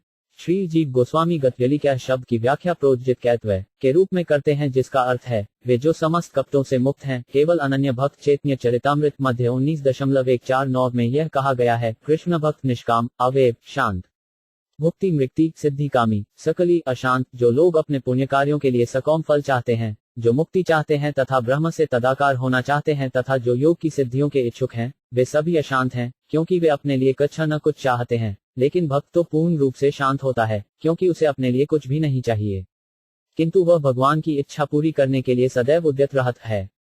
अतएव यह निष्कर्ष निकला कि भगवान सबों के हैं, क्योंकि उनकी मर्जी के बिना कोई भी इच्छित फल प्राप्त नहीं कर सकता। किंतु जैसा कि भगवान ने भगवद गीता 8.9 में कहा है, वे ही सबों को ऐसे फल प्रदान करते हैं, क्योंकि वे सबों के वेदांतियों, कर्मकांडियों, धार्मिक नेताओं, तपस्वियों तथा आध्यात्मिक उच्चति के लिए प्रयत्न करने वालों के अधीश्वर आदि नियंता हैं। लेकिन अंततोगत्वा निष्कपट भक्त ही उन्हें प्राप्त कर पाते हैं। इसीलिए श्री शुकदेव गोस्वामी ने यहाँ पर भक्तिमय सेवा पर विशेष बल दिया है। प्रिय पतियज्ञ पति प्रजापति पतिलोक पतिर्ध्र पतति पतिर्गतिश्चांथक वृष्णि सात्वता प्रसिद्धता में भगवान सतापति। 20 शब्दार्थ भगवान श्री कृष्ण, जो समस्त भक्तों द्वारा पूज्य हैं, यदुवंश के अंधक तथा वृष्णि जैसे समस्त राजाओं के रक्षक तथा उनके यश हैं, लक्ष्मी देवी के पति, समस्त यज्ञों के निर्देशक, अतएव समस्त जीवों के अग्रणी, समस्त बुद्धि के नियंता, समस्त दिव्य एवं भौतिक लोकों के अधिष्ठाता तथा पृथ्वी पर परम अवतार सर्वस्वा हैं, वे मुझ पर कृपालु हों। तात्पर्य: चूंकि शुकदेव गोस्वामी प्रमुख गत्यलिक अर्थात निष्कपट हैं, अतएव वे भगवान श्री कृष्ण के संबंध में अपनी अनुभूति को समस्त सिद्धियों का सार भगवान बताते हैं। प्रत्येक व्यक्ति लक्ष्मी जी की कृपा का आकांक्षी रहता है, लेकिन लोग यह नहीं जानते कि भगवान श्री कृष्ण लक्ष्मी जी के प्रियतम पति हैं। ब्रह्म संहिता में कहा गया है कि भगवान अपने दिव्य धाम गोलोक वृंदावन में सुरभि गायों को चराते रहते हैं और वहां लाखों लक्ष्मियां उनकी सेवा करती रहती हैं। ये सारी लक्ष्मियां उनकी अंतरंगा शक्ति के अंतर्गत हादिनी शक्ति की अभिव्यक्तियां हैं, और जब भगवान इस पृथ्वी पर प्रकट हुए हैं, तो उन्होंने इस हवादिनी शक्ति के कार्यकलापों का आंशिक प्रदर्शन उन बद्ध जीवों को आकृष्ट करने के लिए रासलीला के रूप में किया, जो तुच्छ कामवासना की मृग तृष्णा के पीछे दौड़ते रहते हैं। शुकदेव गोस्वामी जैसे भगवान के शुद्ध भक्त ने, जो भौतिक जगत के गहित विषयी जीवन से पूर्ण रूप से विरक्त हैं, भगवान की हवादिनी शक्ति के इस कार्य को कामवासना यौन से संबंधित करके कभी विवेचन नहीं किया, अपितु उन संसारी लोगों के लिए जो विषयी जीवन के पीछे दौड़ते हैं, अचिंत्य दिव्य रस का आस्वादन कराने के लिए इसका विवेचन किया। संसार में मोह की जंजीरों में बद्ध होने का मूल कारण विषयी जीवन ही है, किंतु शुकदेव गोस्वामी कभी भी संसारी विषयी जीवन के प्रति रुचि नहीं रखते थे। न ही भगवान की हवादिनी शक्ति की अभिव्यक्ति का ऐसी पतित वस्तुओं से कोई संबंध होता है। भगवान चैतन्य एक ऋण सन्यासी थे, यहाँ तक कि वे किसी भी खत्री को अपने निकट नहीं आने देते थे, न ही उन्हें नमन करने तथा प्रणाम करने देते थे। उन्होंने जगन्नाथ मंदिर में देवदासियों द्वारा की जाने वाली प्रार्थनाएं तक कभी नहीं सुनी, क्योंकि सन्यासी को की जाति द्वारा गाए गए गीत भी सुनने की मनाही है। फिर भी हृद सन्यासी पद पर रहते हुए भी उन्होंने वृंदावन की गोपियों द्वारा की गई पूजा की विधि को भगवान की सर्वोच्च प्रेमाभक्ति के रूप में मान्यता दी। श्रीमती राधारानी तो ऐसी लक्ष्मियों में प्रधान हैं, अतएव वे भगवान की हलादिनी अर्धागिनी हैं और कृष्ण से अभिन्न हैं। जीवन में सर्वोच्च लाभ प्राप्त करने के लिए वैदिक अनुष्ठानों में विभिन्न प्रकार के यज्ञों के करने की संस्तुतियां की गई हैं। बड़े बड़े यज्ञ करने से प्राप्त होने वाले वर अंततः लक्ष्मी जी द्वारा की गई कृपा ही हैं, और लक्ष्मी जी के पति या प्रियतम होने के कारण भगवान समस्त यज्ञों के भी स्वामी हैं। वे सभी प्रकार के यज्ञों के अंतिम भोक्ता हैं, अतएव विष्णु का एक अन्य नाम यज्ञपति भी है। भगवद गीता में संस्तुति की गई है कि प्रत्येक कार्य यज्ञपति के लिए किया जाए, यज्ञार्थात कर्मणः, अन्यथा मनुष्य के कार्य प्रकृति के नियम द्वारा उसके बंधन का कारण होंगे। जो लोग समस्त भ्रांत धारणाओं व्यलिकम से मुक्त नहीं हैं, वे छोटे छोटे देवताओं को प्रसन्न करने के लिए यज्ञ करते हैं, लेकिन भगवत भक्त अच्छी तरह जानते हैं कि भगवान श्री कृष्ण ही समस्त यज्ञ अनुष्ठानों के परम भोक्ता हैं, अतएव वे संकीर्तन यज्ञ श्रवण कीर्तन विष्णु करते हैं, जो इस कलयुग के लिए विशेष रूप से सस्तुत है। कलयुग में अन्य प्रकार के यज्ञों को संपन्न करना संभव नहीं है, क्योंकि व्यवस्था अपर्याप्त है और कुशल पुरोहित भी नहीं मिल पाते। भगवद गीता से 3.10-11 हमें यह सूचना मिलती है कि ब्रह्मा ने ब्रह्मांड में बद्ध जीवों को जन्म देने के पश्चात उन्हें यज्ञ करने तथा संपन्न जीवन बिताने का आदेश दिया। ऐसे यज्ञों के संपन्न करने से बद्ध जीवों को कभी भी जीवन निर्वाह करने में कठिनाई नहीं होती। अंततोगत्वा वे अपने जीवन को शुद्ध कर सकते हैं। वे देखेंगे कि उनकी उन्नति आध्यात्मिक जगत में सहज में ही हो गई है और जीव का वही वास्तविक स्वरूप है। बद्ध जीव को चाहिए कि वह कभी भी यज्ञ, दान तथा तपस्या का परित्याग किसी भी दशा में न करे। ऐसे सभी यज्ञों का उद्देश्य यज्ञपति अर्थात भगवान को प्रसन्न करना है, इसीलिए भगवान प्रजापति भी हैं। कठोपनिषद के अनुसार अकेले भगवान असंख्य जीवों के नायक हैं। सारे जब भगवान द्वारा पालते हैं, एको बहुना यो विद्धाति कामान, इसीलिए भगवान परम भूत या सभी जीवों के पालक कहलाते हैं। जीवों को उनके पूर्व कर्मों के अनुसार ही बुद्धि प्रदान की जाती है। सारे जीवों को एक समान गुण वाली बुद्धि प्रदान नहीं की जाती, क्योंकि बुद्धि के ऐसे विकास के पीछे भगवान का नियंत्रण रहता है, जैसा कि भगवद गीता 15.15 में घोषणा की गई है। परमात्मा रूप में भगवान जन जन के हृदय में वास करते हैं और उन्हीं से स्मृति, ज्ञान की शक्ति तथा विस्मृति आती है। मत स्मृति ज्ञानिमपोहंच। एक व्यक्ति भगवत कृपा से अपने पूर्व कर्मों को भली भांति स्मरण कर सकता है, जबकि दूसरा व्यक्ति नहीं कर पाता। कोई व्यक्ति भगवत कृपा से अत्यधिक बुद्धिमान होता है, किंतु उसी नियंत्रण से दसरा व्यक्ति मूर्ख होता है। अतएव भगवान ध्यानपति अथवा बुद्धि के स्वामी हैं। बद्धजीव भौतिक जगत के स्वामी बनने का प्रयास करते हैं। प्रत्येक व्यक्ति अपनी उच्चतम बुद्धि का प्रयोग करके भौतिक प्रकृति पर प्रभुत्व जताना चाहता है। बद्धजीव द्वारा बुद्धि का यह दुरुपयोग पागलपन कहलाता है। मनुष्य को अपनी बुद्धि का उपयोग सर्वबंधन से मुक्त होने के लिए करना चाहिए। लेकिन बद्धजीव अपने पागलपन के कारण इंद्रिय तृप्ति में ही सारी शक्ति तथा बुद्धि लगा देता है और इस उद्देश्य की प्राप्ति के लिए वह सभी प्रकार के दुष्कर्म करता है। परिणाम यह होता है कि पागल बद्धजीव मुक्त जीवन प्राप्त न करके पुनः पुनः अनेक प्रकार के बंधनों में पड़ता रहता है। भौतिक जगत में हम जो कुछ देखते हैं वह भगवान की ही सृष्टि है। अतएव समस्त ब्रह्मांडों में प्रत्येक वस्तु के वे ही असली स्वामी हैं। बद्धजीव भगवान के वश में रहकर इस सृष्टि के एक अंश का ही भोग कर सकता है, लेकिन आत्मनिर्भर बनकर नहीं। यही ईशोपनिषद का उपदेश है।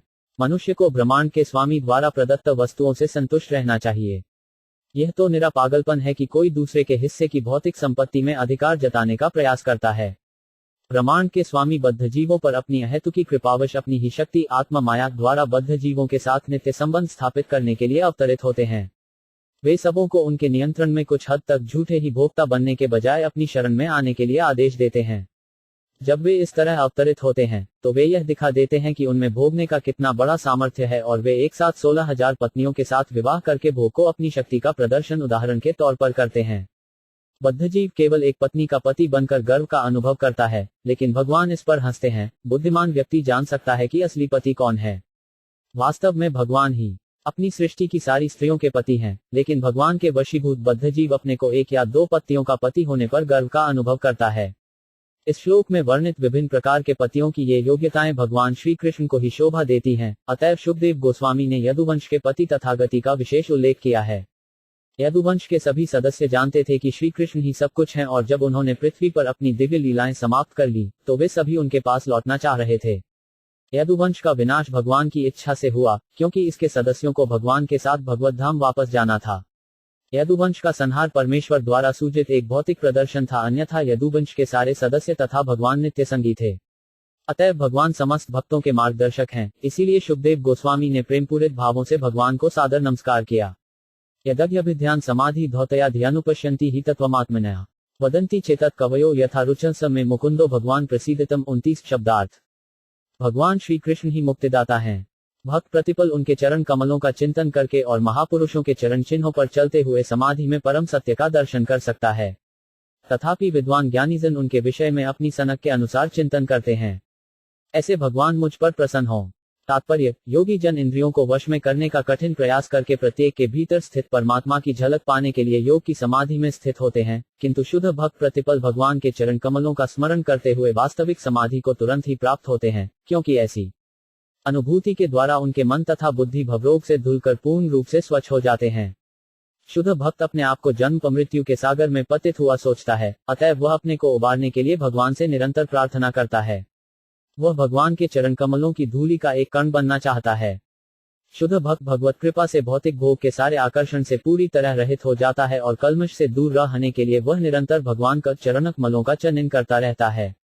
भगवान परम भक्त राजा कुलशेखर ने प्रार्थना की है, कृष्ण त्वदीय पंजपनिरांतम अद्यैव में विषयत मानस राजहंस प्राणप्रियांसम्ये कफवोत्पिते कंठावरोधन विधा स्पर्ण कुत्स्ते। हे भगवान कृष्ण, मेरी प्रार्थना है कि मेरा मन रूपी हंस तरंत आपके चरण कमल के डंठलों तक डूबकर उनके जाल में उलझ जाए, अन्यथा मृत्यु के समय जब मेरा गला कफ से रुद्ध हो जाएगा तो भला मैं आपका चिंतन कैसे कर सकूंगा। हंस तथा कमलनाल के मध्य घनिष्ठ संबंध है, अतएव यह उपमा अत्यंत उपयुक्त है। हंस या परमहंस बने बना भगवान के चरण कमल के डंठलों के जाल तक प्रवेश कर पाना असंभव है। जैसा कि ब्रह्म संहिता में कहा गया है कि ज्ञानी अपने पांडित्य के बावजूद अनंत काल तक चिंतन करने पर भी परम सत्य का स्वप्न तक नहीं देख सकता। भगवान को अधिकार है कि ऐसे ज्ञानियों के समक्ष प्रकट न हो, और चूंकि ऐसे लोग भगवान के चरण कमलों के डंठलों के जाल में प्रवेश नहीं कर पाते, अतएव सारे ज्ञानी अपना अपना निष्कर्ष निकालते हैं और अंत में अपनी अपनी रुचि के अनुसार यथारुचम यह कहकर समझौता करते हैं, जितने पंथ उतने मत।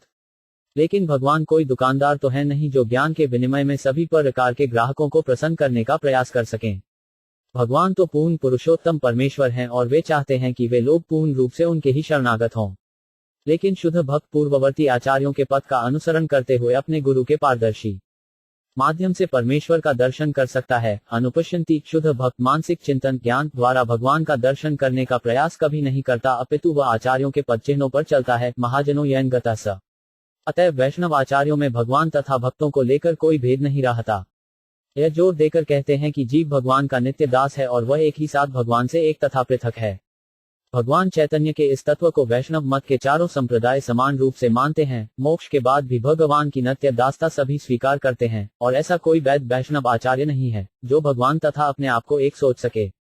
भगवान की सेवा में 100% लगे रहने वाले भक्त की यह विनम्रता भगवत भक्त को समाधि दशा प्राप्त कराती है, जिससे वह प्रत्येक वस्तु की अनुभूति करता है, क्योंकि भगवान निष्ठावान भक्त के समक्ष प्रकट होते हैं, जैसा कि भगवद गीता 10.10 में कहा गया है। भगवान प्रत्येक व्यक्ति को बुद्धि के स्वामी होने से यहाँ तक कि अभक्तों के भी अपने भक्त को समुचित बुद्धि प्रदान करते हैं, जिससे भक्त स्वतः भगवान तथा उनकी विभिन्न शक्तियों के विषय में असली तथ्यों से अवगत हो जाता है।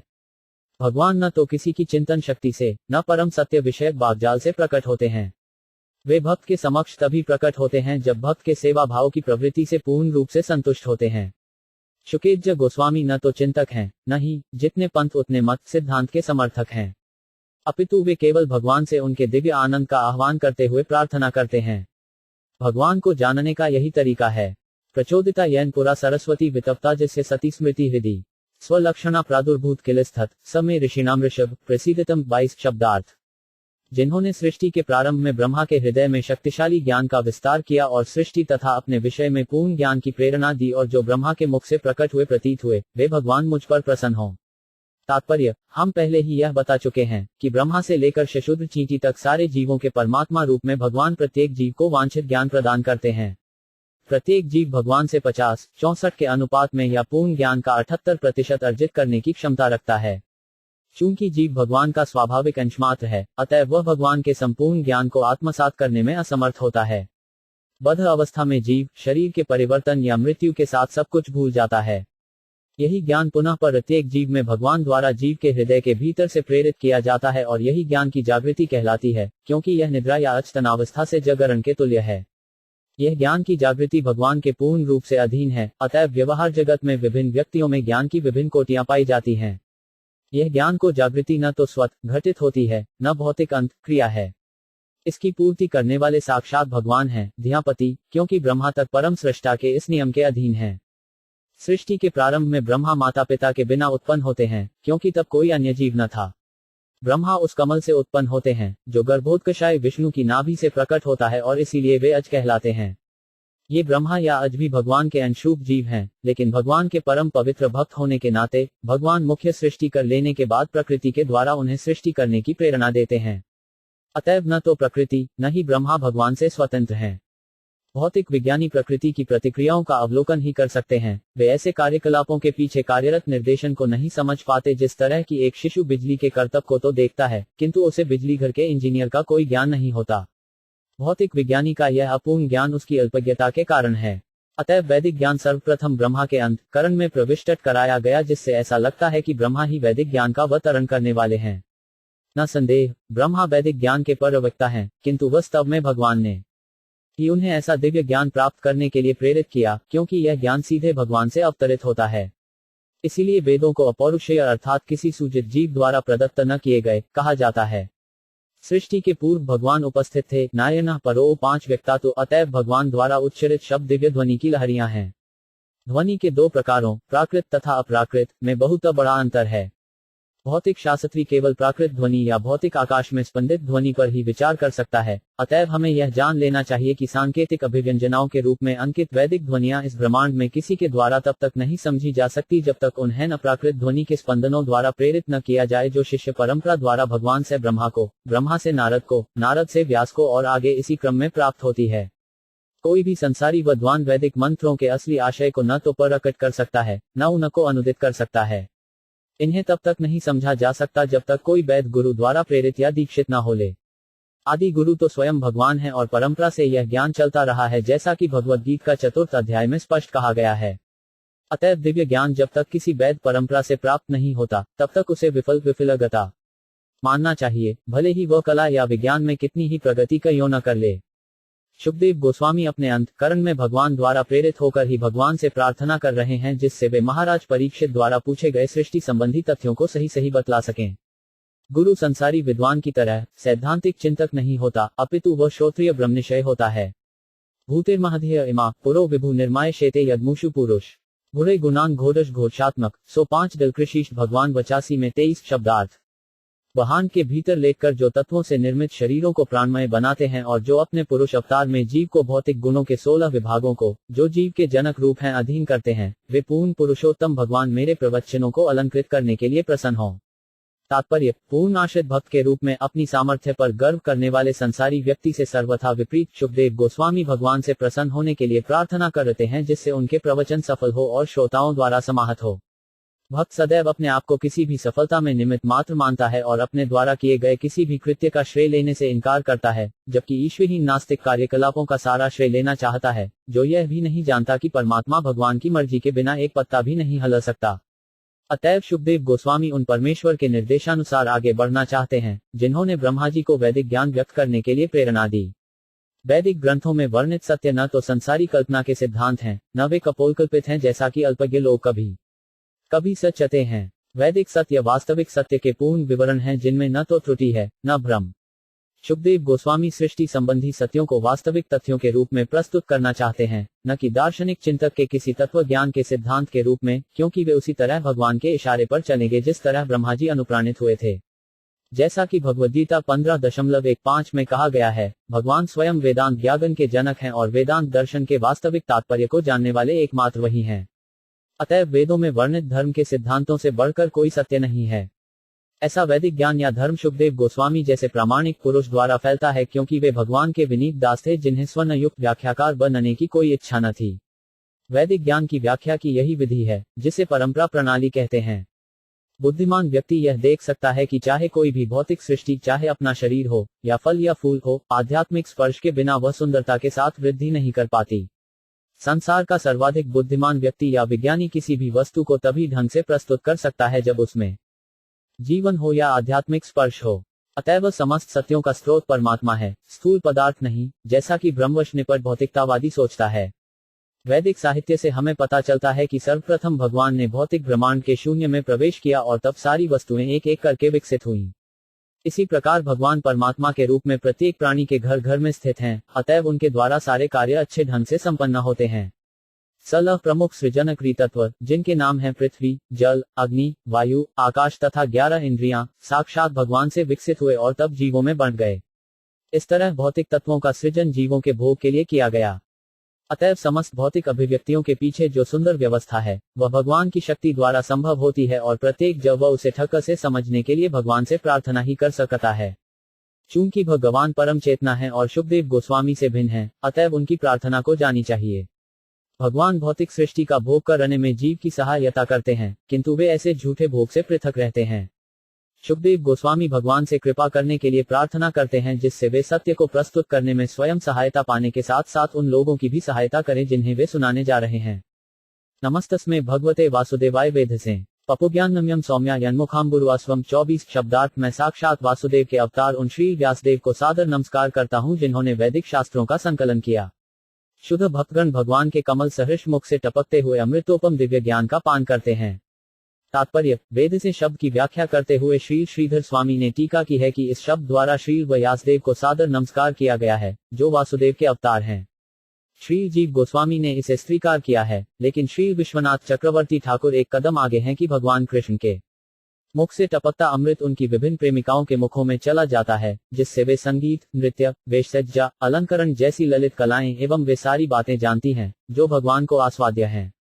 भगवान द्वारा आस्वाद्य ऐसा संगीत, नृत्य तथा अलंकरण संसारी नहीं होता, क्योंकि भगवान को प्रारंभ में ही परम अर्थात दिव्य कहकर संबोधित किया गया है।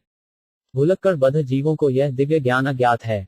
भगवान के अवतार श्री व्यासदेव ने वैदिक साहित्य का इसीलिए संकलन किया, जिससे बद्ध जीव भगवान के साथ अपने बविसरे हुए संबंधों को फिर से स्मरण कर सकें। अतएव मनुष्य को चाहिए कि वह वैदिक शास्त्रों को, या कहें कि माधुर्य रस में भगवान द्वारा अपनी प्रेमिकाओं को किए गए अमृत दान को समझने के लिए व्यासदेव या शुकदेव के कमल मुख से सुने।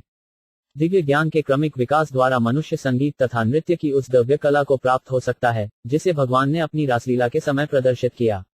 लेकिन वैदिक ज्ञान के अभाव में भगवान के रास नृत्य तथा संगीत को दिव्य प्रकृति को समझ पाना कठिन है। किंतु भगवान के शुद्ध भक्त इस अमृत का आस्वादन अगाध दार्शनिक वार्ताओं के रूप में तथा रास नृत्य में भगवान द्वारा चुंबन के रूप में करते हैं, क्योंकि इन दोनों में कोई भौतिक अंतर नहीं है। एतदेवात्म भूराजन नारदाय विपृच्छते वेद गर्भोदभ्यथात् साक्षात यदा हरिरात्मंच। 25 शब्दार्थ है राजन। नारद द्वारा पूछे जाने पर प्रथम जन्मा ब्रह्मा जी ने इस विषय में ठीक वही बात बतलाई जो भगवान ने अपने पुत्र ब्रह्मा से प्रत्यक्ष कही थी, जो जन्म से ही वैदिक ज्ञान से संपृक्त थे। तात्पर्य, ज्यों ही विष्णु के नाभि कमल से ब्रह्मा का जन्म हुआ, वे वैदिक ज्ञान से संपृक्त थे, अतएव वे केदगर्थ या जन्म से वेदांती कहलाते हैं। वैदिक ज्ञान के या कि पूर्ण अच्युत ज्ञान के बिना कोई भी सृष्टि नहीं कर सकता। सारा वैज्ञानिक ज्ञान तथा पूर्ण ज्ञान वैदिक है। वेदों से सभी तरह की जानकारी प्राप्त की जा सकती है। इसीलिए ब्रह्मा जी परिपूर्ण ज्ञान से संपृक्त थे जिससे वे सृष्टि करने में समर्थ हो सके। अतः ब्रह्मा जी सृष्टि के पूर्ण विवरण से अवगत थे, क्योंकि भगवान हरि ने उन्हें इससे अवगत कराया था। जब नारद ने ब्रह्मा से जिज्ञासा की तो उन्होंने नारद को ठीक उसी तरह सुनाया जैसा उन्होंने साक्षात भगवान से सुना था। नारद ने ठीक यही बात व्यास को बताई और व्यास ने भी शुकदेव गोस्वामी को उसी रूप में सुनाया जिस तरह उन्होंने नारद से सुन रखा था। शुकदेव गोस्वामी वही बातें अब सुनाने जा रहे थे जिन्हें उन्होंने व्यास से सुना था। वैदिक ज्ञान को समझने की यही विधि है। केवल उपर्युक्त परंपरा द्वारा ही वेदों की भाषा समझी जा सकती है, अन्यथा नहीं। सिद्धांतों से कोई लाभ होने वाला नहीं। ज्ञान को वास्तविक होना चाहिए। बहुत सी ऐसी बातें हैं जो जटिल होती हैं और कोई उन्हें तब तक नहीं समझ पाता जब तक वे किसी ज्ञाता द्वारा न बताई जाएं। वैदिक ज्ञान को जानना भी कठिन है। उसे उपर्युक्त प्रणाली से सीखना चाहिए, अन्यथा वह समझ में नहीं आता। अतएव शुकदेव गोस्वामी ने भगवान से कृपा करने के लिए प्रार्थना की, जिससे वे उनके द्वारा ब्रह्मा को प्रत्यक्ष कहे गए संदेश को या ब्रह्मा ने जो कुछ नारद से कहा उस दोहरा सकें। अतएव शुकदेव गोस्वामी द्वारा वर्णित सृष्टि विषयक कथन सैद्धांतिक नहीं है, जैसा कि कुछ संसारी कहते हैं, अपितु पूर्ण रूप से सत्य है। जो इन संदेशों कथाओं को सुनता है और आत्मसात करने का प्रयास करता है, वह भौतिक सृष्टि विषयक पूरी जानकारी प्राप्त कर लेता है। इस प्रकार श्रीमद्भागवत के द्वितीय स्कंध के अंतर्गत सृष्टि का प्रक्रम नापक चतुर्थ अध्याय के भक्ति वेदांत तात्पर्य पूर्ण हुए।